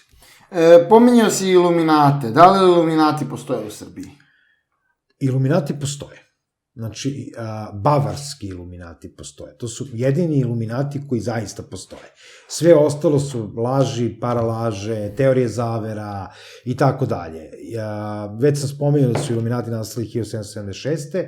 Dakle, iste godine kada i Sjedinjene Američke Države dobijaju nezavisnost, pa se negde vezuje njihov uticaj sa nezavisnošću Sjedinjenih Američkih Država. Bavarski Iluminati, dakle, nastaju u Ingolštadu, Bavarska, posredstvom Adama Weishaupta. Trenutan njihov uticaj u svetu je mnogo moćniji nego što se misli. Mnogo veći od, recimo, regularne masonerije, mnogo veći od templara, mnogo veći od malteških vitezova i oni su jedna od organizacija koja ima priznanje Ujedinjenih nacija. Dakle, oni imaju priznanje Ujedinjenih nacija. Tako da, bavarski Iluminati, pojavom zajedno sa Belim bratstvom Balkana, jednostavno pronalazi svoje delovanje na Balkanu kao izuzetno značajno. Tako da, ja verujem da u narednih par godina, dakle, kada se stvari malo smire i sa koronavirusom i sa ekonomijom, tamo negde od septembra, decembra 2023. godine, kada ćemo dodirnuti ground zero, mi ćemo za to vreme imati jačanje tih organizacija. Znači, Iluminati će jačati u Srbiji. Oni već sad jačaju. I to ozbiljno jačaju. Da li su oni u kontaktu sa centralom u Brazilu? Apsolutno. Konstantno su u kontaktu ne samo sa centralom u Brazilu, već sa određenim, ajde kažem, bratskim redovima, odnosno svojim pripadnicima unutar drugih država Evrope. Dakle, ima ih ukupno 26 država Evrope. Jedna od njih jeste Nemačka. Mesto njihovog nastanka. Dakle, oni su se u Nemačkoj ponovo pojavili negde tamo 98. godine. I za to vreme izgradili jako dobru infrastrukturu. Kao i u Austriji koja je nama bliža. Dakle, evo sad kreće ta priča bivših jugoslovenskih republika. Krenula je, tačnije već. Ona je bila postavljena 2017. godine. 16. u junu i onda 2017. je to krenulo. I krenulo je sa manjim državama. Krenulo je sa Makedonijom, dakle sada Severnom Makedonijom, potom Bugarskom, nakon toga Grčkom, koji imaju jedan poseban vid iluminata, baš zato što Minerva dolazi iz Grčke, i sad se kreće na ostale jugoslovenske republike. Dakle, Srbija već startovala, Hrvatska će vrlo brzo, Slovenija nakon toga, Bosna i Hercegovina je onako najteže pitanje, ali vidjet ćemo, pretpostavljam da će se i to dogoditi, uporedo sa velikim belim bratstvom Balkana. A kako gleda ova tradicionalna masonerija na te pojave u Srbiji? Jednostavno, tradicionalna masonerija nije mnogo srećna zbog toga. Oni će reći da Iluminati nemaju nikakve veze sa masonerijom, što nije tačno. Dakle, to je tajno društvo koje se izrodilo od društva sa tajnom koje je predstavljala masonerija i prosto bila je antipod masonerije. Dakle, 1717. godine stvara se prva loža, Ujedinjena velika loža Engleske, 1776. godine se stvaraju bavarski iluminati. Dakle, i u ovom trenutku bavarski iluminati imaju svoje 3 stepena koje su tipično škotska masonerija. Dakle, 1., 2., 3. su minervali, nakon toga 4., 5. i 6. su stepeni škotske masonerije i onda nakon toga idu stepeni iluminata, odnosno stepeni kraljeva, sveštenika i tako dalje, do 12. stepena. I jedan jedini 13. to je, dakle, veliki suvereni inspektor i ono što bi u kontekstu masonerije bio veliki majstor, nacionalni. I inače, Iluminati neguju taj nacionalni okvir i internacionalno delovanje. Samo što jednostavno deluju potpuno tajno. Za razliku od masonerije koja proklamuje nekakav javni, humanitarni rad i tako dalje, Iluminati deluju potpuno tajno i prosto zavet ćutanja je tu i izuzetno važan, bitan, značajan i kod velikog belog bratstva je slično. Samo što jednostavno su oni možda malo liberalniji i malo više hrišćanske orijentacije za razliku od Iluminata kojima religija kao takva nije mnogo važna. Oni ne rade protiv crkve, znači u njihovom manifestu stoji da oni nikada ne rade ni protiv jedne konfesije, ne rade protiv, već rade za. Znači, rade za svetlo, za istinsko svetlo, a ne protiv nečega.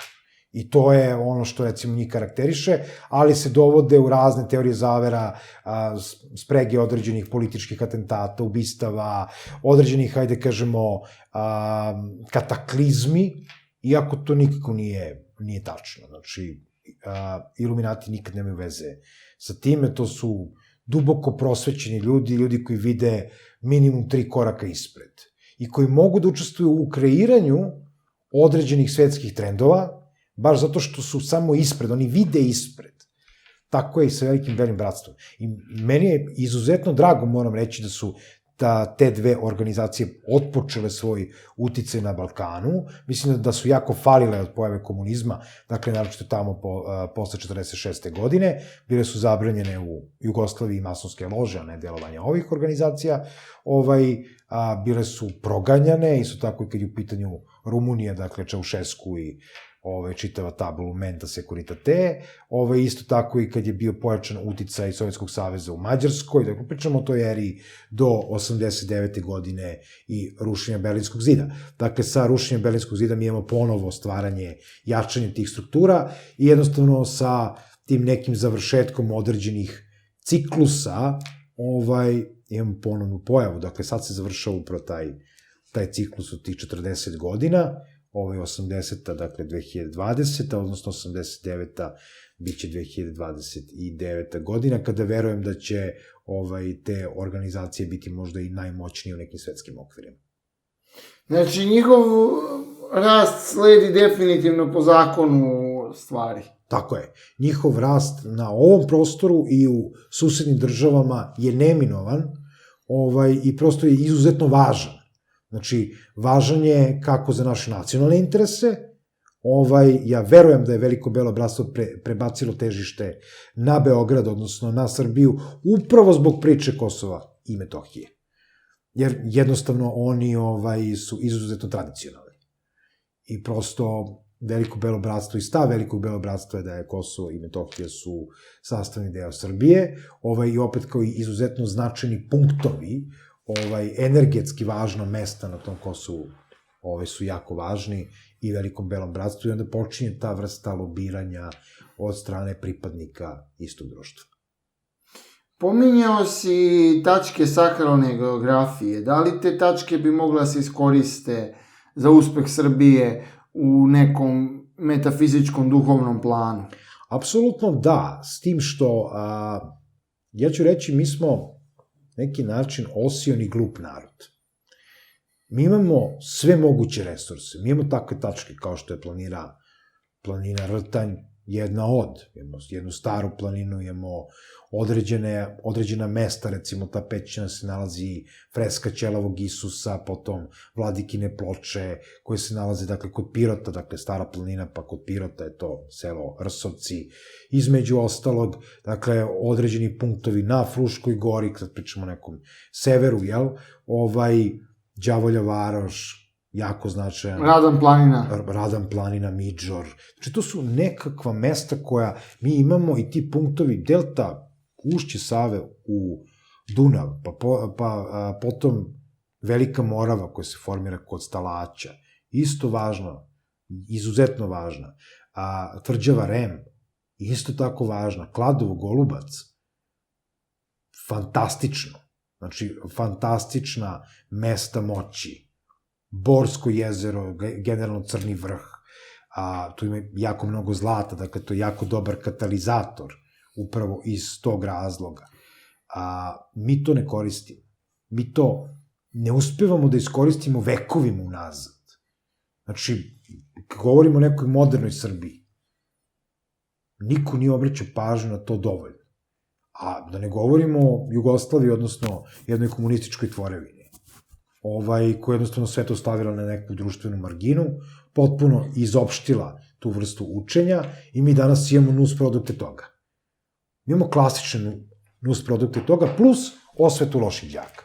Ali ovo trenutno što imamo u kontekstu vladavine je osveta loših đaka, nije ništa drugo.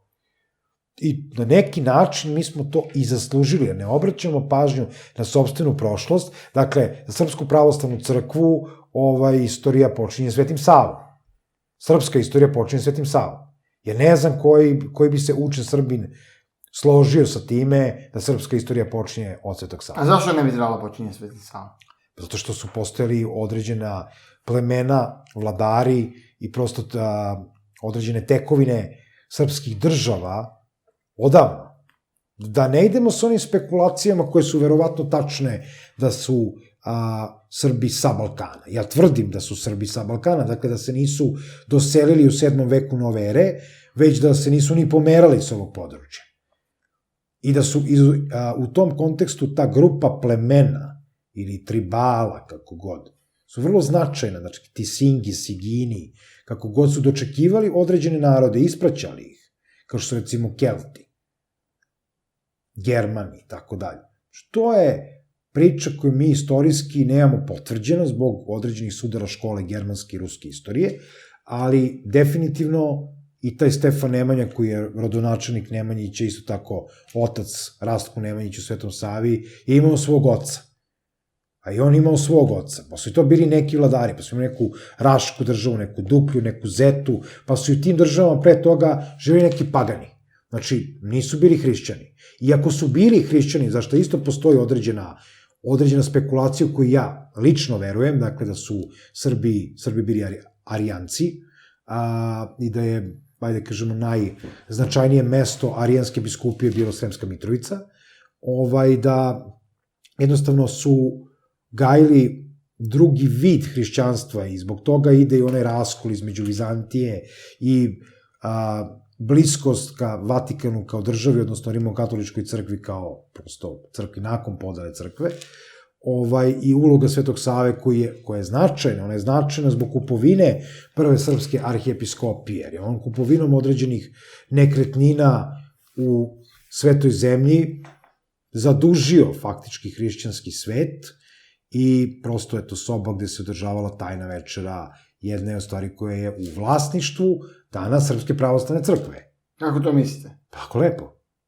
Znači, Sveti Sava je kupio taj prostor gde se odigrala tajna večera. I to je u vlasništvu Srpske pravoslavne crkve.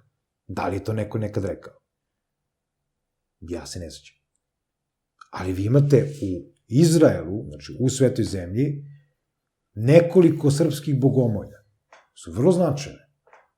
Značajne za hrišćanstvo. To je trebalo kupiti u tom trenutku. Dakle, zato je Sveti Sava značajan. Kao Rastko Nemanjić i kao Sveti Sava zbog prve srpske arhijepiskopije, zbog krunisanja Stefana kao prvog srpskog kralja, izuzetno značajan. Ali jednostavno ne možemo ni podaštavati istoriju ovog naroda koja se dešava pre Nemanjića. Stotinama godina pre, vekovima pre. A to je ono što se dešava. Zato kažem, institucija kao što je Srpska pravoslavna crkva konstantno ima nekakvu vrstu zaziranju od istorije pre Svetog Save. Jer za nju istorija počinje Svetom Savom. Da, to je u redu. To je nekakvih 8 vekova. Dakle, mi imamo 8 vekova prve srpske arhijepiskopije. Ne pričamo o autokefalnosti, nego o arhijepiskopiji. Znači, to je pitanje koliko je zapravo autokefalnost kao takva stigla tada ili nešto kasnije. I da li je uopšte stigla ili je to bilo prećutno zbog određenih usluga koje je prosto izvršila arhijepiskopija srpska. Izvršila jeste, mislim, okrenula se protiv Vizantije, okrenula se protiv Istočnog rimskog carstva, na prednosti Zapadnog rimskog carstva i to sve stoji. Ali mislim da naša istorija mora biti detaljno istražena. A koja je istina u vezi Bogumila? Bogumili su, ajde kažemo, jeretici u okvirima Rimokatoličke crkve koja ih je proganjala, ali u okvirima generalno kanonizovane crkve. Dakle, oni, baš ta reč bogumili, govori o tome da su oni Bogu mili, dragi, kako god, i oni su smatrali, oni su na neki način protestanti pre protestanata, znači oni su predstavljali Isusa znakom riba, pričali o određenim simbolima, smatrali su da se njihove bogomolje nalaze u njima samima i živjeli u određenim katakombama. To je ono što je prosto meni poznato. Njihova istorija na ovim prostorima jeste važna, baš iz tog razloga što se u tom nekom okviru paganizma su se našli oni pod naletom, dakle, određenih crkvenih krugova i ostavili su značajan trag. Sad, ja negde kapiram tvoju aluziju u odnosu na arijanizam koji se negde smatra... Da, zato što ima tih teza. Da, postoji ta teza. Međutim, arijanizam je jedna frakcija hrišćanstva koja je prosto rođena u Egiptu, dakle, egipatski sveštenik Arije, koji je smatrao da bismo mi poštovali Hristovu žrtvu, dakle, i prosto krst kao takav, mi moramo spoznati krug koji se tiče tih naših paganskih bogova i onda je smatrao da Hrist nije Božji sin, već da je on samo glasnik, što je prosto nekakva teza iz nekih drugih, ajde kažemo, tradicija, kao što se smatra i prosto Muhamed glasnik islama i knjige Veda doživljavaju Hrista kao glasnika, tako i prosto Arije smatrao da je, ako je Hrist Božji sin, onda smo mi svi Božja deca, a ukoliko nije, on je samo glasnik koji vidi više, ide ispred svog vremena i tako dalje i propagira na neki način ono što je univerzalna božanska ljubav. Nakon podele crkve, dakle, posle Četvrtog sabora u Nikeji, dolazi do te, dakle, podele crkve i arijanizam biva proglašen za jeretike, odnosno Arija za jeretika, a arijanizam kao vrsta sekte. I biva zabranjen. Znači, njegovo delovanje biva zabranjeno. I onda sve, uslovno rečeno, svi pripadnici arijanizma i sličnih društvenih, odnosno verskih organizacija, gledaju da se na neki način, da ne bi bili progonjeni od strane crkvenog sabora, priklone negde. Sveti Sava tu odigrao jako važnu ulogu. Znači, to je bila važna uloga, to je stvaranje prve srpske arhijepiskopije i diskurs sa Vizantijom i približavanje, dovoljno približavanje rimokatoličkoj, ali opet na određenoj distanci. I onda, dakle, imamo distancu sa istočnim rimskim carstvom, distancu sa zapadnim rimskim carstvom i u geopolitičkom okviru i imamo i u tom nekom verskom. I to je nekakav treći kolosek, a nije arijanizam. Ali zato Srbi imaju slave. To su paganski bogovi. Znači, jedina pravoslavna crkva koja neguje tradiciju slava i već sam rekao, znači, Srbinu može da opstoje šta god, ali krsnu slavu nikako, zato što su ta paganska božanstva ovde i dalje izuzetno jak arhetip. Mnogo jači od samo hrišćanskog koji je noviji. Gospodin Zukorlić ima knjigu Drevna Bosna u kome je izneo tezu da su bogumili bili arijanci i da je zato lakše bilo stanovništvu Bosne da prihvati islam. Pa dobro, teza da su bogumili bili arijanci, ja bih pre rekao da su arijanci negde bili u istom košu sa bogumilima, kao recimo Katari. Znači, ista je ta priča. Da li su Katari bili bogumili?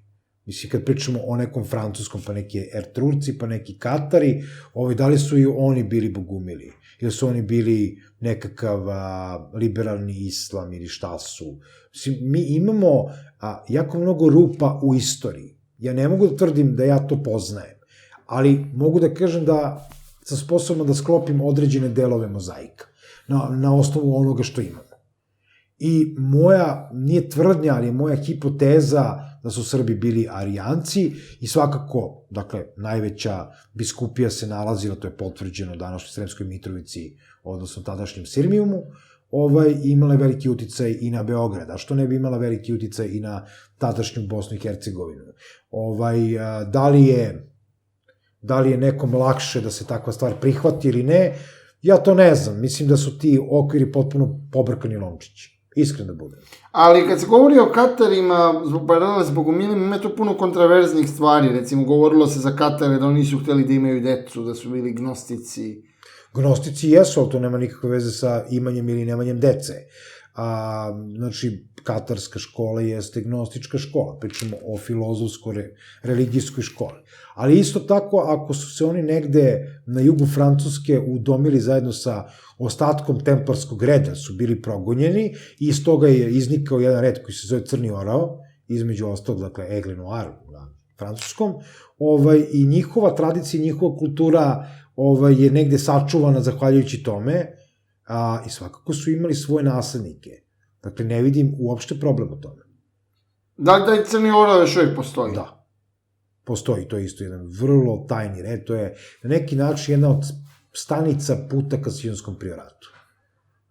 Da li postoji Sionski priorat? Da. Dobro, Sionski priorat, pomenuli ste u prošloj emisiji, Tito bio član Sionskog priorata. Jeste, da.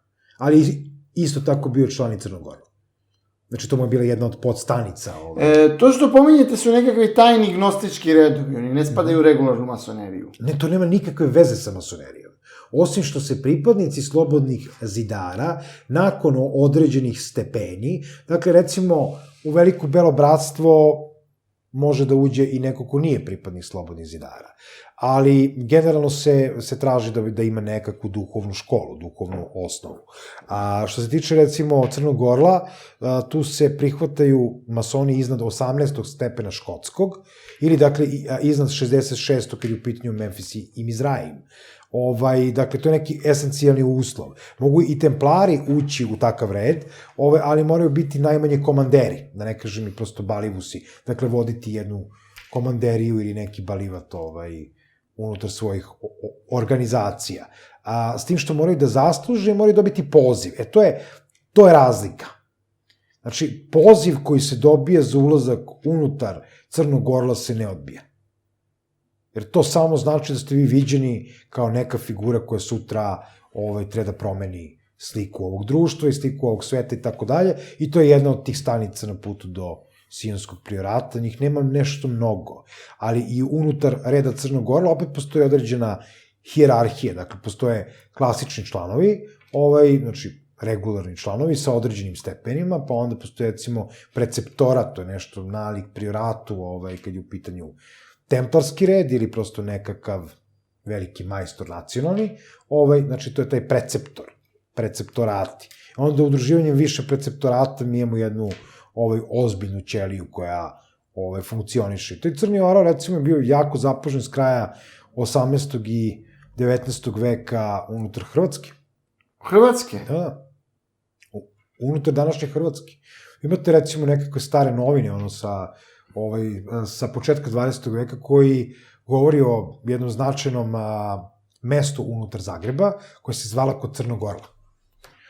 Tako da, to je sve dokazivo, proverljivo, znači postoje novinski članci oko toga i ne zove se džabe kod Crnog Orla, mislim. Iako naš narod opet, kad kaže Crni Orao, aluzije su na Albaniju, ali nisu, znači nemaju veze sa Albanijom. U Albaniji, recimo, Crni Orao nikad nije ni postojao. Za razliku od, recimo, masonerije koja je postojala, hrišćanskih redova koji su izuzetno jaki. Jer Albanija kao Albanija je dobrim delom hrišćanska država. Znači, nije muslimanska. I kad pobrojite sve konfesije hrišćanstva, spojite u jedan koš, oni su prilično brojniji u odnosu na islam, a dobar deo Albanaca su ateisti. Gde je centar Crnog Orla? Centar Crnog Orla se nalazi u Dijonu, u Francuskoj. Znači, postoji onaj katarski zamak, između ostalog Montsegur, koji je poslužio kao prosto utočište templarima, pa i tim Katarima, i on se smatra svetim mestom Crnog Orla. Ali isto tako i grad Petra u Jordanu, tu se jednom godišnje dešava na solsticiju skup Bratstva Mitre i Crnog Orla. Šta je Bratstvo Mitre? Bratstvo Mitre je jedno tajno društvo, koje nešto slično smo mogli da vidimo u onoj seriji o Da Vinciju, gde se tu pojavljuje to Bratstvo Mitre.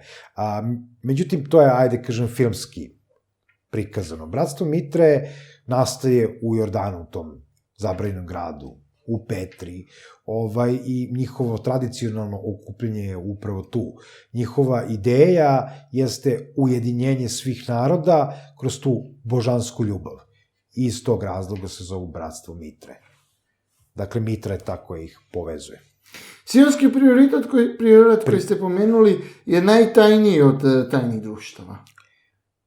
Pa ne znam koliko je najtajniji. Možda je na ovim prostorima najtajniji. Ali mi imamo, recimo, kineska tajna društva, imamo japanska tajna društva, za koje ljudi s ovih prostora nisu ni čuli. Uglavnom se čuje za neke, ajde kažemo, mafije, dakle ne kriminalne organizacije, već ezoterijske organizacije, koje se nazivaju mafijom, pa imamo neke jakuze, neke trijade i tako dalje, inicijacije i stepene kroz tetoviranje, koje su prikazane tako, recimo kod jakuze je to zaista tako,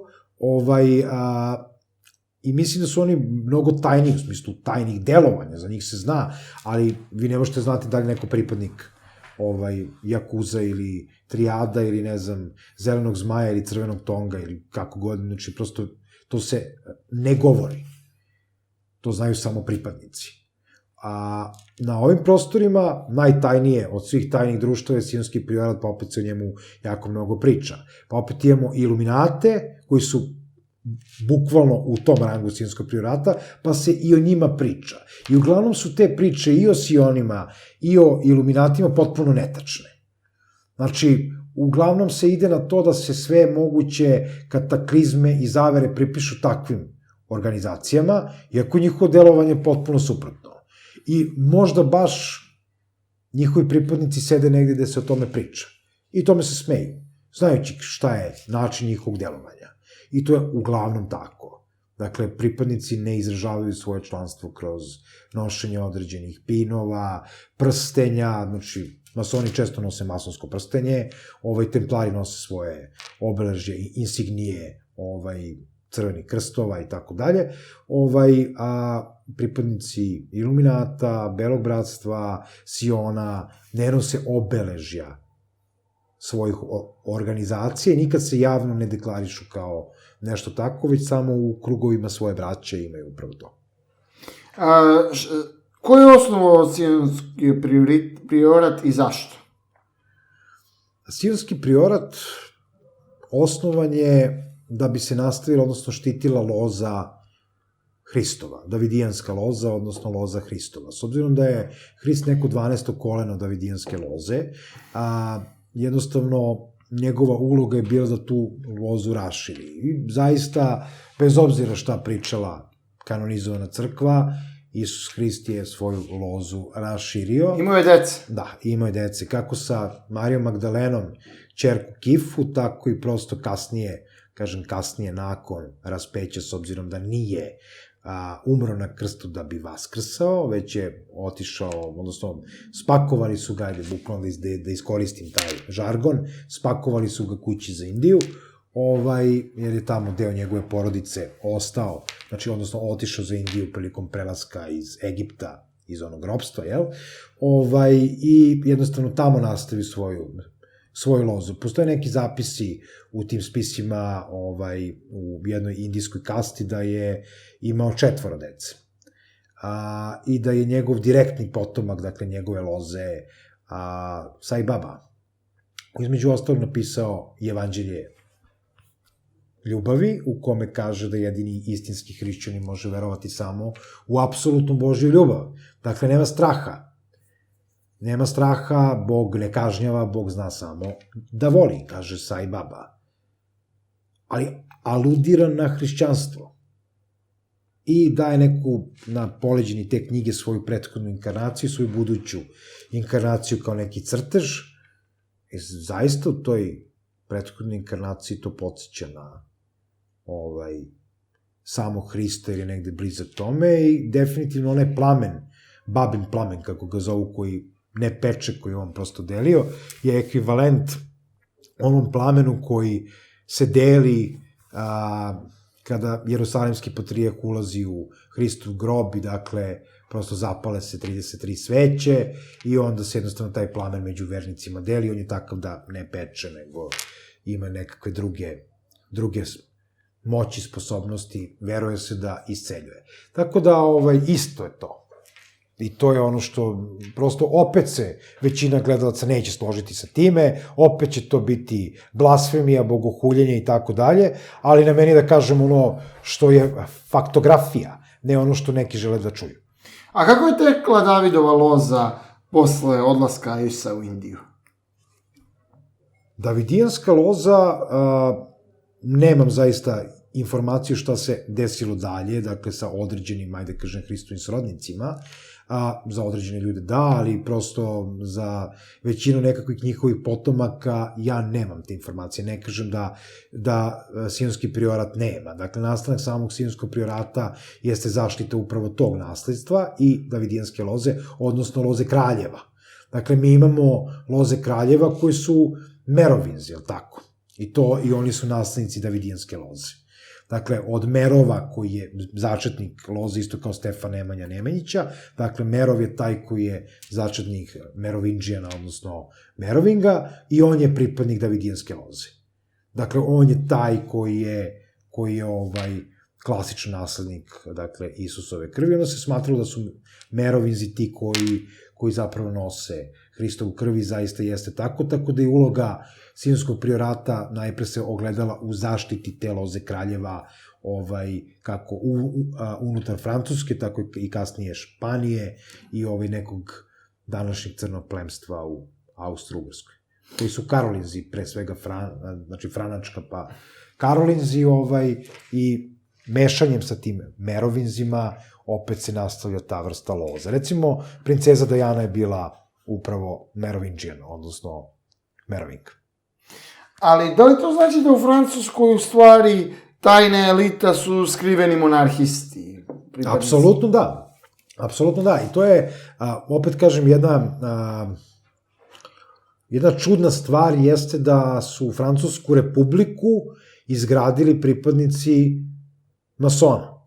Dakle, oni su svrgli kralja, izveli Francusku revoluciju na određen način. A masonerija je monarhistički opredeljena. U krajnjem slučaju i nastala je zbog monarhije.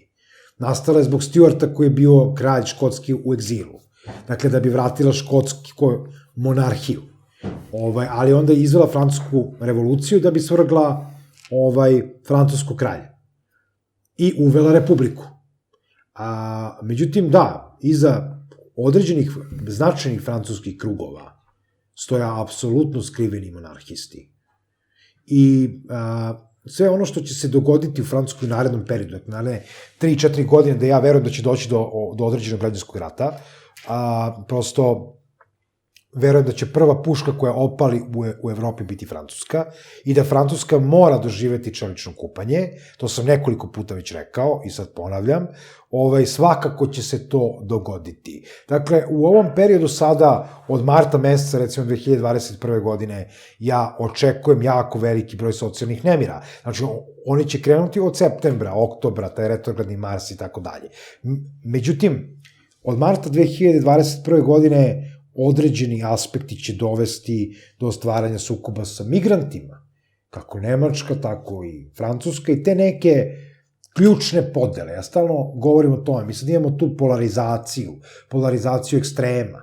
I ti ekstremi će se vidjeti kako kroz Francusku, tako i kroz Nemačku, tako i kroz Rusiju, tako i kroz prosto balkanske zemlje. Mi imamo haos na Balkanu koji nas čeka, Crna Gora koja će svakako biti pod određenim ratom, Bosna i Hercegovina koja je predviđena da nestane.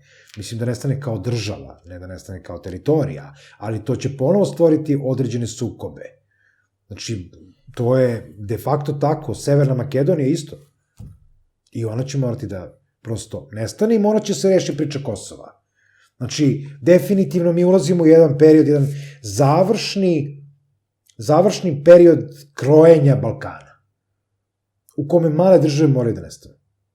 Male državice, državoidi, ne znam nija kako da ih zovem, jedan moj profesor iz gimnazije, koji je predavao Ustav i prava građana, je znao da kaže državice, državoidi i prašine od država. Tu je negde mislio i na Srbiju, zato što je to ono kao klasičan državoid kojim upravlja neko drugi.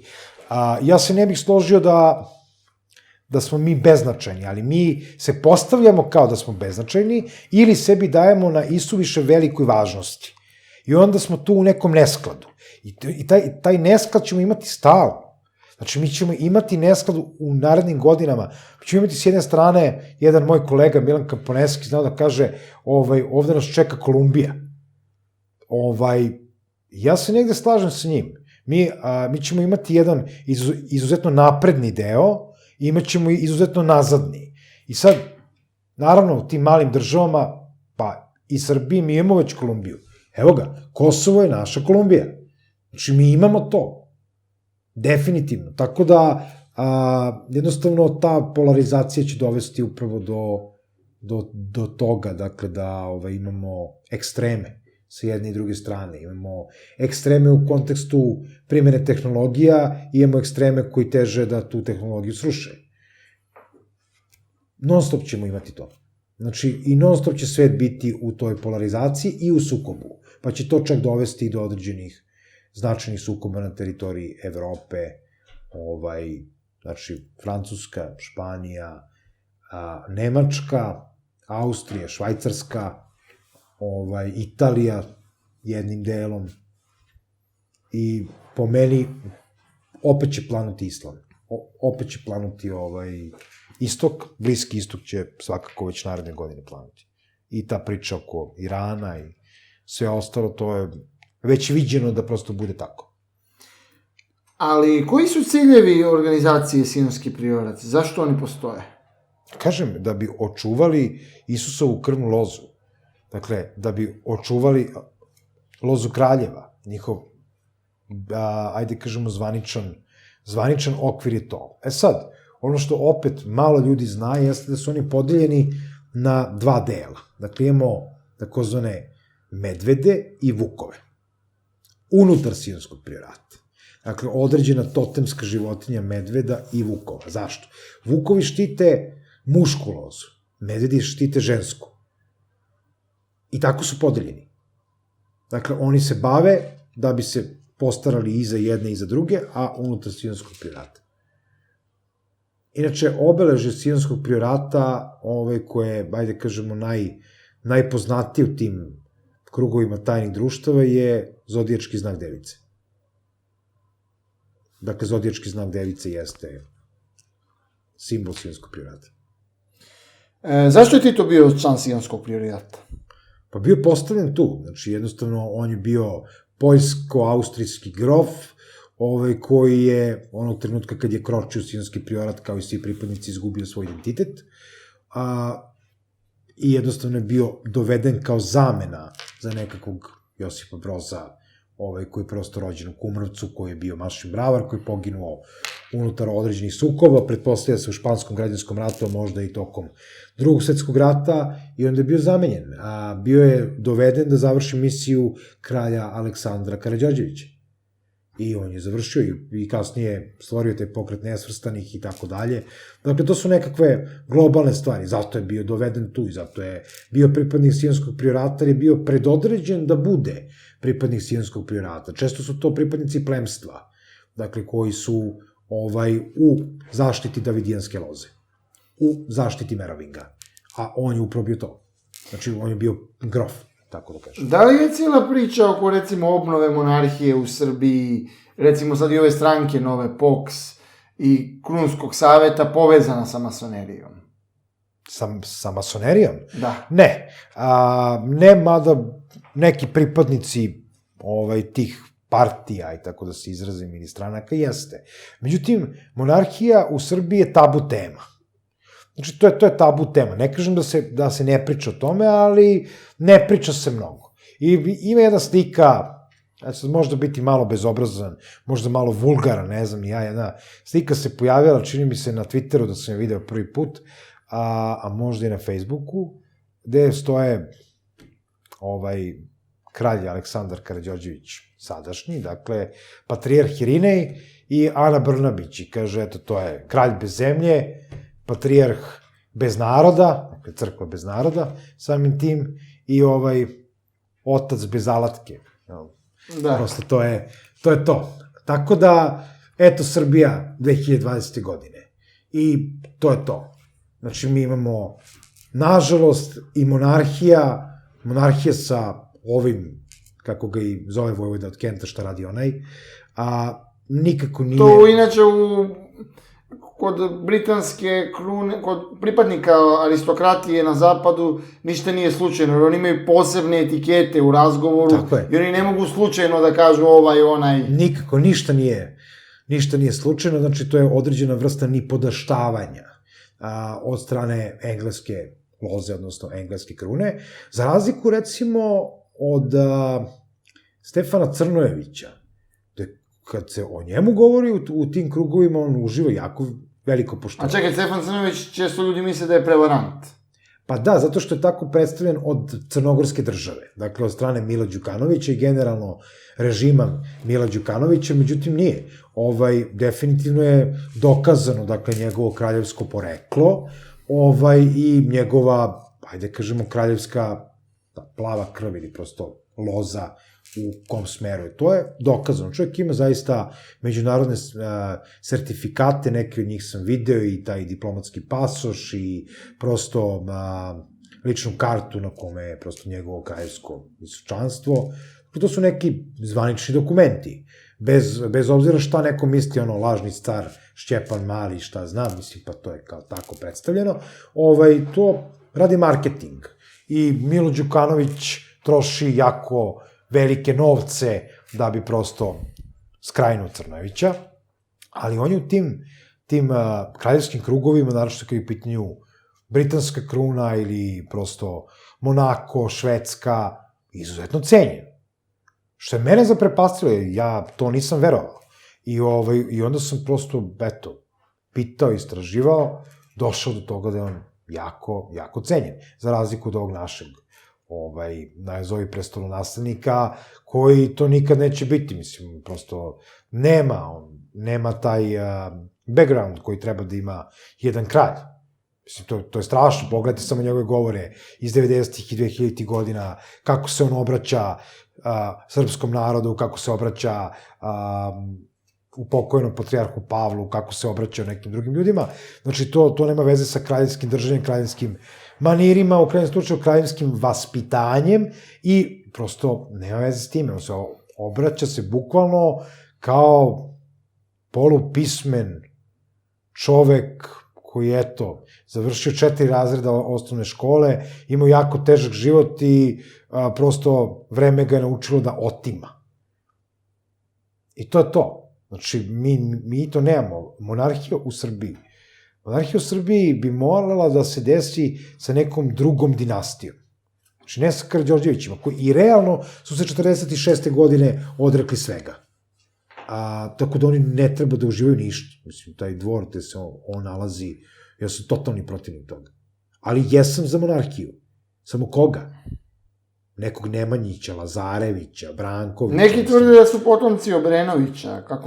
Kako ti to deluje? Obrenovićevska Srbija je do pojave odnosa Milana i Aleksandra bila dobra.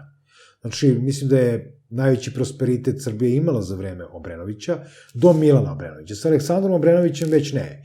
Aleksandar Obrenović je Srbiju unazadio za 100 godina. Uključujući ne samo za onaj famozni brak sa Dragom Mašin, već prosto vojska se nalazila u katastrofalnom stanju, srpska privreda je bila zaista u katastrofalnom stanju, koketiranje između Rusije i Austro-Ugarske na uštrb aneksije Bosne i Hercegovine i tako dalje, jednostavno je bila njegova nesposobnost da hendluje rusku diplomatiju koja je gajala svoje interese i Austro-Ugarsku koja je prosto imala svoje pretenzije ne samo prema Bosni i Hercegovini, već i prema delu Srbije. Tako da, do Milana Obrenovića apsolutno da. Potomci Obrenovića, dobro, ako se utvrdi, ukoliko se... Ali nema ni jednog utvrđenog po muškoj liniji, sve je to nešto... Zato i kažem, ako se utvrdi, isto i kao sa Lazarevićima, isto i kao sa Nemanjićima, kako god, ja bih voleo, da, ali to prosto narod na referendum mora da donese takav zaključak, dakle, da određenim referendumskim pitanjem, i to vrlo jasnim referendumskim pitanjem, dakle, da li želite da Srbija postane parlamentarna monarhija, znači da i ne, nema dalje, nema ako i zbog i tako dalje. Ako većina naroda zaista kaže da, onda treba formirati novu ustavotvornu skupštinu i prosto promeniti Ustav Republike Srbije, prilagoditi ga parlamentarnoj monarhiji, dovesti zakone u skladu sa time, dati određene protokolarne funkcije monarhu, odnosno samoj porodici, i tako se stvara da bismo opravdali onu krunu na grbu, jer je ona besmislena. Mi na zastavi imamo krunu koja ne služi ničem. Znači, to ne govori o tradiciji. Vi ne možete da imate krunu na zastavi, odnosno na zvaničnom grbu, ukoliko niste monarhija. Besmisleno. Ali, tvoj predak je Apis. Da. Kako gledaš na njegov rad? Mnogi ga danas ni podištavaju, smatraju ga ubicom. Pa mislim, neću reći da i prosto mene isto tako. Mnogi karakterišu na jedan i drugi način, zovu me i Englez zbog studija u Engleskoj i prosto završavanja nekog fakulteta koji je tamo, pa njemu pripisuju da je radio za britansku krunu i tako dalje. Ja sam neko ko je imao prilike da pročita određene njegove pisanije, dakle neke njegove oficirske dnevnike. I mislim, čitajući to i prosto čitajući neke tvrdnje smelo izrečene o njemu u određenim knjigama ili prosto nekim istoričarskim spisima, ja sam shvatio da ovaj narod o njemu nema pojma, blagog pojma. Znači, da prosto ti istoričari koji pričaju o njemu znaju samo iz onih okvira kako je on prezentovao sebe. A to je bila nekakva lukava maska. Znači, on je čovjek koji je pokrenuo prvu bezbednostnu službu na ovim prostorima. Prva nekakva državna bezbednost na ovim prostorima je zapravo bila Crna ruka. I to je bila prva služba bezbednosti koja je jednostavno obavljala svoj posao potpuno tajno. Dakle, ta vojno-centralna uprava, ujedinjenje ili smrt za ujedinjenje svih srpskih zemalja dovoljno govori o okviru samog rada te službe. I kasnije pojava Bele ruke, dakle, Pere Živkovića, koji je takođe bio jedan od članova Crne ruke. Znači, nije on bio da nije. On je bio na strani takozvanih zaverenika, znači, protiv Aleksandra Obrenovića. Međutim, on je u tim pisanijama uvek određen kao neko ko je suviše mlak. Znači, kao neko ko ne zaslužuje da bude oficir, a ne general u nekom trenutku, jer general je postao upravo zbog tog Solunskog procesa.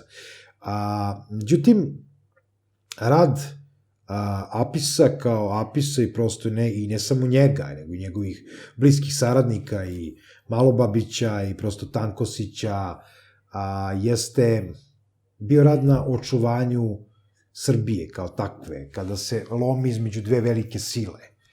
I jednostavno, ono što je on pokušao da uradi jeste da osujeti nameru Aleksandra da Srbiju dovede u nepovoljan položaj, stvaranjem kraljevine Srba, Hrvata i Slovenaca, već on želeo da to bude ujedinjenje svih srpskih zemalja. I jednostavno tu nastane nekakav prvobitan sukob. A onda kasnije Tito je završio tako što je dao 2 autonomne pokrajine Srbiji. Dakle, jedina pripadnica, jedina država, odnosno republika u okviru Socijalističke federativne republike Jugoslavije koja ima 2 pokrajine. Autonomne pokrajine. Te 2 autonomne pokrajine danas se pokazuje koliko je to za Srbiju loše i koliko je bilo značajno ograničiti Srbiju. Apis to nije želeo. Nije želeo da na bilo koji način Srbija bude ograničena. Zato je išao i kontra Rusije. Zato je išao i kontra Engleske i zato je išao i prosto kontra Austro-Ugarske monarhije. I nekoliko puta su pokušali da ga ubiju. Dakle, poznato je ono iz 1910. odnosno 1911. godine, kad nije učestvovao u Balkanskim ratovima, zato što je bio otrovan od strane Šiptara. Dakle, pa i čak VMRO DPMNE isto tako pokušavao da ga skloni. Isto tako su pokušavali prosto da ga sklone na mnogobrojne načine. Ali je on pokazao visprenost. Isto tako uspeo da sakrije sopstveno dete, isto tako uspeo da sakrije sopstvenu ženu. Da bi ih spasao, dakle da ne bi oni bili na udaru, jer glavna poenta koju naučite u svim bezbednostnim službama jeste da se svako lomi na porodicu, svako se lomi na dete. I ne postoji način da to neko eto tako prepusti slučaju. Vi možete da prebolite roditelje, možete prebolite brata, sestru, neke bliske srodnike, ali dete, tu se već stvari totalno drugačije postavljaju. I on, znajući to, on je prosto napravio šta je napravio. Tako da, za mene on ne samo predak, nego veliki čovek, veliki Srbin, neko ko je iz elementarnog poznavanja određenih sila došao do toga da napravi neku prvu bezbedonosnu strategiju za Srbiju koja se tada nalazila između Čekića i Nakova. A da li je ubistvo Aleksandra Obrenovića na neki način bilo ritualno ubistvo, kao što neki tvrde? Pa ja nemam takav utisak, mada stiče se takav utisak sa onim ubodima bajoneta. Mislim da to više bio bez samih oficira, Jer, kažem, vojska se nalazila u katastrofalnom stanju. I sama zavera je došla iz toga što se prosto vojska nalazila u katastrofalnom stanju. I to je trajalo godinama. A Srbija nije napredovala, samo je nazadovala, neprijatelji su jačali, Srbija je slabila. Samo ubistvo i Aleksandra i Drage Mašin, dakle, dešava se unutar prostorija dvora. I nakon toga njihova tela bivaju bačena sa terase, su to tražila je grupa vojnika koja se nalazila ispod, u smislu da ih vidi mrtve, i nakon toga dešavaju se ti ubudi kao prosto bes koji je iskaljen nad njihovim leševima, tako da ne vidim ja to kao ritualno ubistvo, ali njihova sahrana svakako na neki način bila tajna i ritualna. Dakle, to se nalazi u kripti crkve Svetog Marka, koja je bila zatvorena i nije se znalo dugo vremena, i tek posle Drugog svetskog rata, dakle, kada određene ruševine isplivavaju, dolazi se do toga. Tako da, njihovo ubistvo ne, ali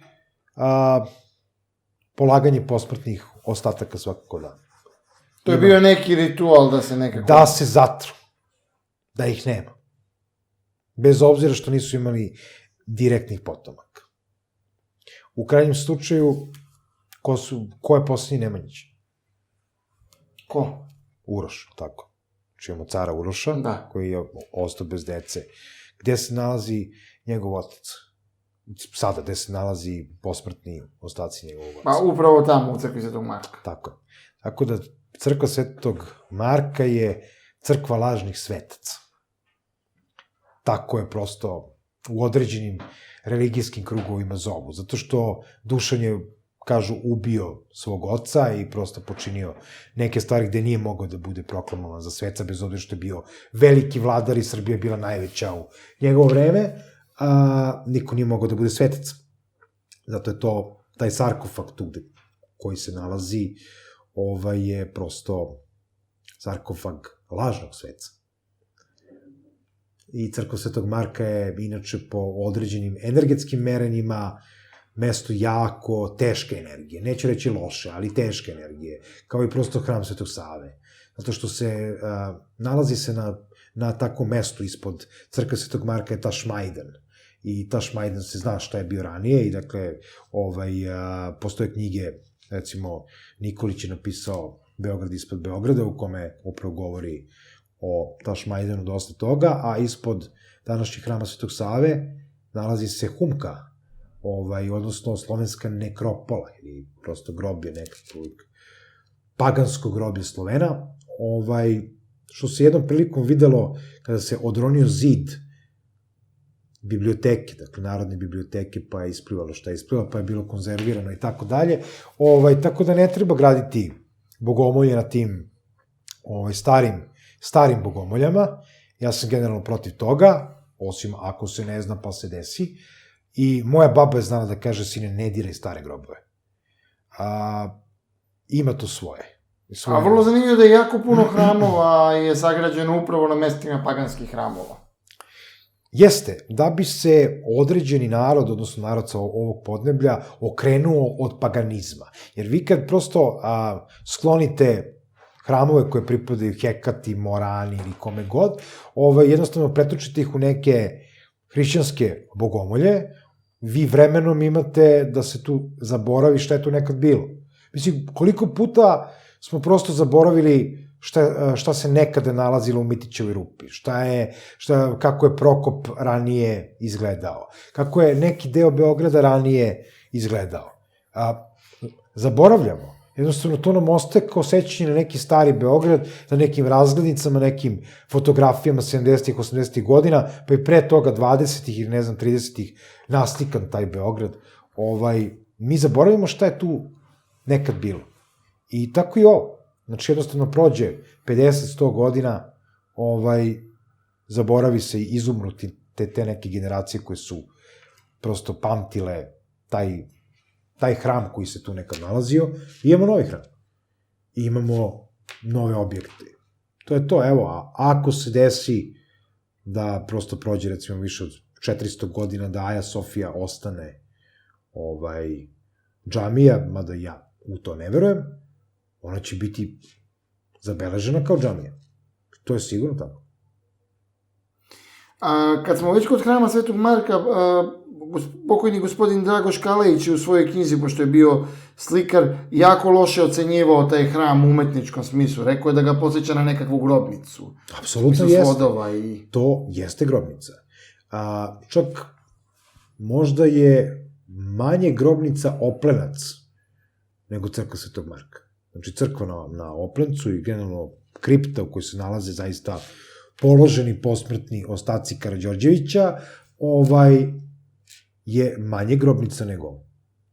I to definitivno jeste. I sa umetničke strane ja nisam neko ko je prosto vičan i ko sme da priča na tu temu, ja nisam ni istoričar umetnosti, nisam ni ikonopisac, da bih smeo da pričam sa te strane, ali pojedinci koji su meni bliski dele to mišljenje upravo da je sa umetničke strane ta crkva, odnosno taj hram je izuzetno loš. A kad smo već kod kraja dinastije, zar nije čudno da se 5 metara odatle nalazi ruska crkva, gde je grob jednog od vođa belogardejaca u Oktobarskoj revoluciji? Pa da li je čudno, da li nije, nek ostane onima koji smatraju da jeste. Ja ne vidim bilo kakvu čudnost u tome ili nekakvo čuđenje. Ne čudim se. Čudim se sada nekim prilikama, odnosno neprilikama. Mislim da je sve izgubilo simboliku. A tada je sve imalo svoju simboliku i imalo je svoje zašto. Imali smo učene i pismene ljude.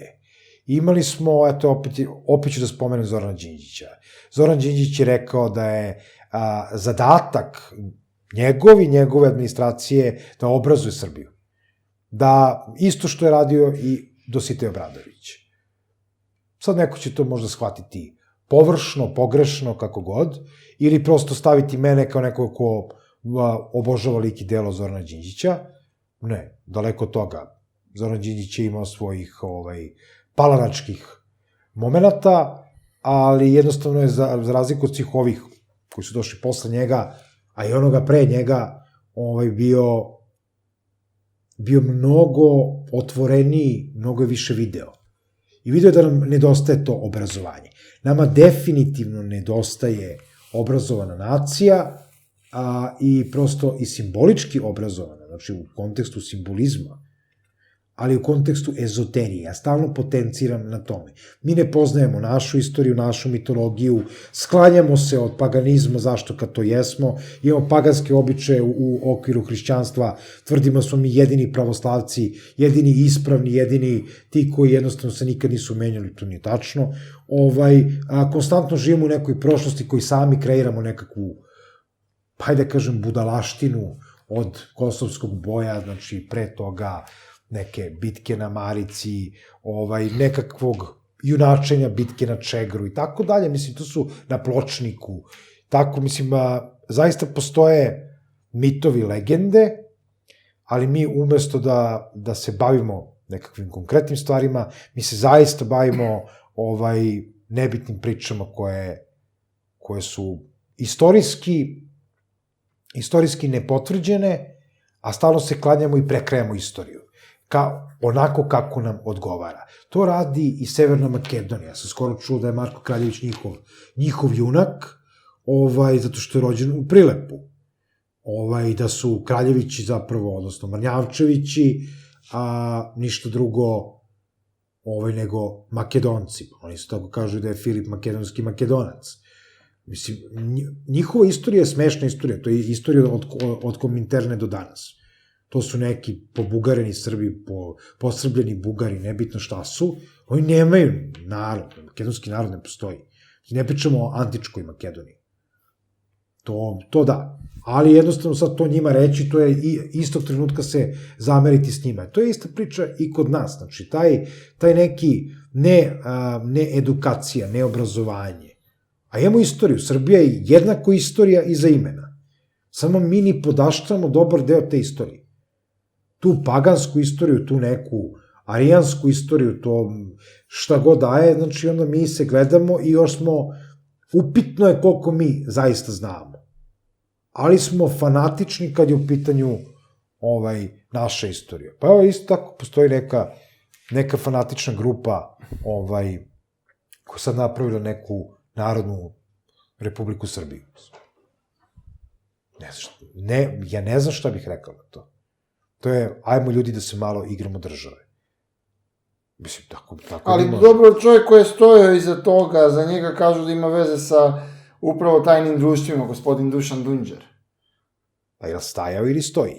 Pa ne znam, ali navodno da li je bio tu umešan, za njega kažu da ima veze sa tajnim društvima. Pa ja to prosto ne smem da kažem, da li on ima veze sa tajnim društvima ili ne. Gospodin Dušan Dunđer je značajna ličnost na ovim prostorima bio, naročito 80. i 90. i u osvit 2000. godina. Znači, sa početka 21. veka. Jako mnogo je utice imao, jako mnogo se pitao i izuzetan renome ima u tome, izuzetno dignitet, kako on to voli da kaže. Ja? Međutim, šta se desilo u međuvremenu, to biste trebali njega da pitate, da on objasni zašto on sebe smatra krivcem za dolaskom Aleksandra Vučića na vlast. I u kojim je on korelacijama bio sa određenim ljudima koji su proklamovali upravo dolazak i Tome Nikolića i prosto Aleksandra Vučića, i šta je to što najviše zamera sam sebi. To je nešto što bi ga ja pitao, svakako, ali to je na prosto gledalcima da prosude sami. I zašto mu se neke stvari pripisuju, da li je pripadnik određenih tajnih društva i tajnih redova, ne mislim da Dušan Dunđer mnogo zna o tim stvarima, odnosno ubeđen sam da ne, ali da postoje ljudi oko njega koji definitivno imaju određenih saznanja i poznanja u tom okviru. Dušan je neko ko je izuzetan stručnjak za međunarodni terorizam i izuzetan stručnjak za međunarodnu diplomatiju u kontekstu bezbednosti. Sve ostalo, ja se ne bih složio da je on u tim okvirima stručan, niti na bilo koji način kompetentan da prosto razmišlja na taj način. Sad, stvaranje nekakve Narodne Republike Srbije po uzoru na, ne znam, Narodnu Republiku Kinu, verovatno, ili, mislim, to Narodna Republika mi već asocira na Kinu. Pa već smo imali pre SFRJ, NRJ u jednom periodu. FNRJ, da. Ali, okej, znači, pokušati da u nekim međunarodnim okvirima se odigra da se sve od 2000. godine do danas, dakle 20 godina nekakvih međunarodnih ugovora i sporazuma izbriše. To nije moguće, Tešo. Znači, to je prosto nemoguće. Pritom, mi smo pokušali da tužimo NATO zemlje za bombardovanje 99. Je li tako? Da. Koji smo odgovor dobili? Vi niste bili deo Ujedinjenih nacija. Mislim, znači, Srbija je priznata, odnosno zajednica država, ili prosto Savezna Republika Jugoslavija je ušla u Ujedinjene nacije 2000. godine. Ne pre. Mi smo se vodili kao naslednici SFRJ, ali nismo. U međunarodnim okvirima mi to nismo. Mi smo tek priznati kao SRJ 2000. godine. I to je ono što je sprečilo da mi možemo uopšte da tužimo, a to je odbačena tužba protiv zemalja NATO pakta. Ali zato je Hrvatska tužila nas, jer Hrvatska je prihvaćena od Ujedinjenih nacija 92. ili 93. ali sigurno za vreme rata. Posljednje su priznate Bosne i Hercegovine, to bio sporan onaj plan, tako i ovo. Ne možete vi da se igrate države. Znači, Ustav propisuje nešto, sad prekršen Ustav, jeste, kod uvođenja vanrednog stanja je prekršen Ustav, to bez daljnjeg. A da li je u kontekstu izbora prekršen Ustav? Pa nije. Nije, zato što i taj Ustav ima odredbe koje kaže ukoliko je vanredno stanje, a treba da se dese nekakvi izbori, da se shodno tom periodu koliko je trajalo vanredno stanje, jednostavno produžava mandat toj vladi, dok se ne stekne uslov za održavanje izbora. Zašto? Pa kako vi ste, recimo, zemlja u ratnom stanju. Sad ovde ratno poprište i vi pošto potom morate održavati izbore. Naravno da ne, kad se ta stvar završi do tada, ovo je nekakva vlada koja je u vanrednom stanju. Postoji predsjednik koji je vrhovni komandant vlada, skupština je raspuštena, nije, jeste, kako god. Ali imamo to je obezbeđeno ustavom. Sad se pojavljuje isto ta neka priča da je to neki ljudi formirali neki parlament, formirali ne znam nija šta. A mislim, kako da objasnim, to nema težinu.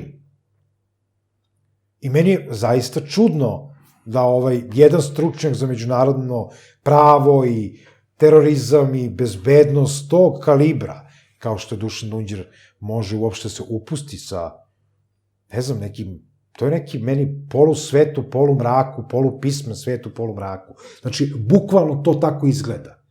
Sa mog stanovišta i sa stanovišta meni bliskih ljudi. A on ne pripada tom slovu ljudi. Ja sam njega cenio, ja prosto njegov rad cenim i dan danas u tim okvirima, u kojima sam rekao. Ali mi nije nikako jasno, ako iza toga stoji nekakva potencijalna diverzija, koja će se u nekom trenutku desiti, da, onda to ima smisla i ja bih iskreno volao da to nije pucanje u prazno. Ali ako jeste, zaista ne znam šta da kažem. Gospodine Dimitrijeviću, hvala što ste bili gost u našoj emisiji. Hvala tebi, Tešo, vidimo se naravno prilike. Naravno. Poštovani gledalci, je bila emisija Intervju u produkciji Balkan Info, hvala što ste nas gledali. Hvala svima koji verno prate naše emisije i žele da pomognu u radu naše produkcije. Nijedna zemlja nije tako skupo platila svoju slobodu kao Srbija. Kupite naše majice na sajtu balkaninfo.rs.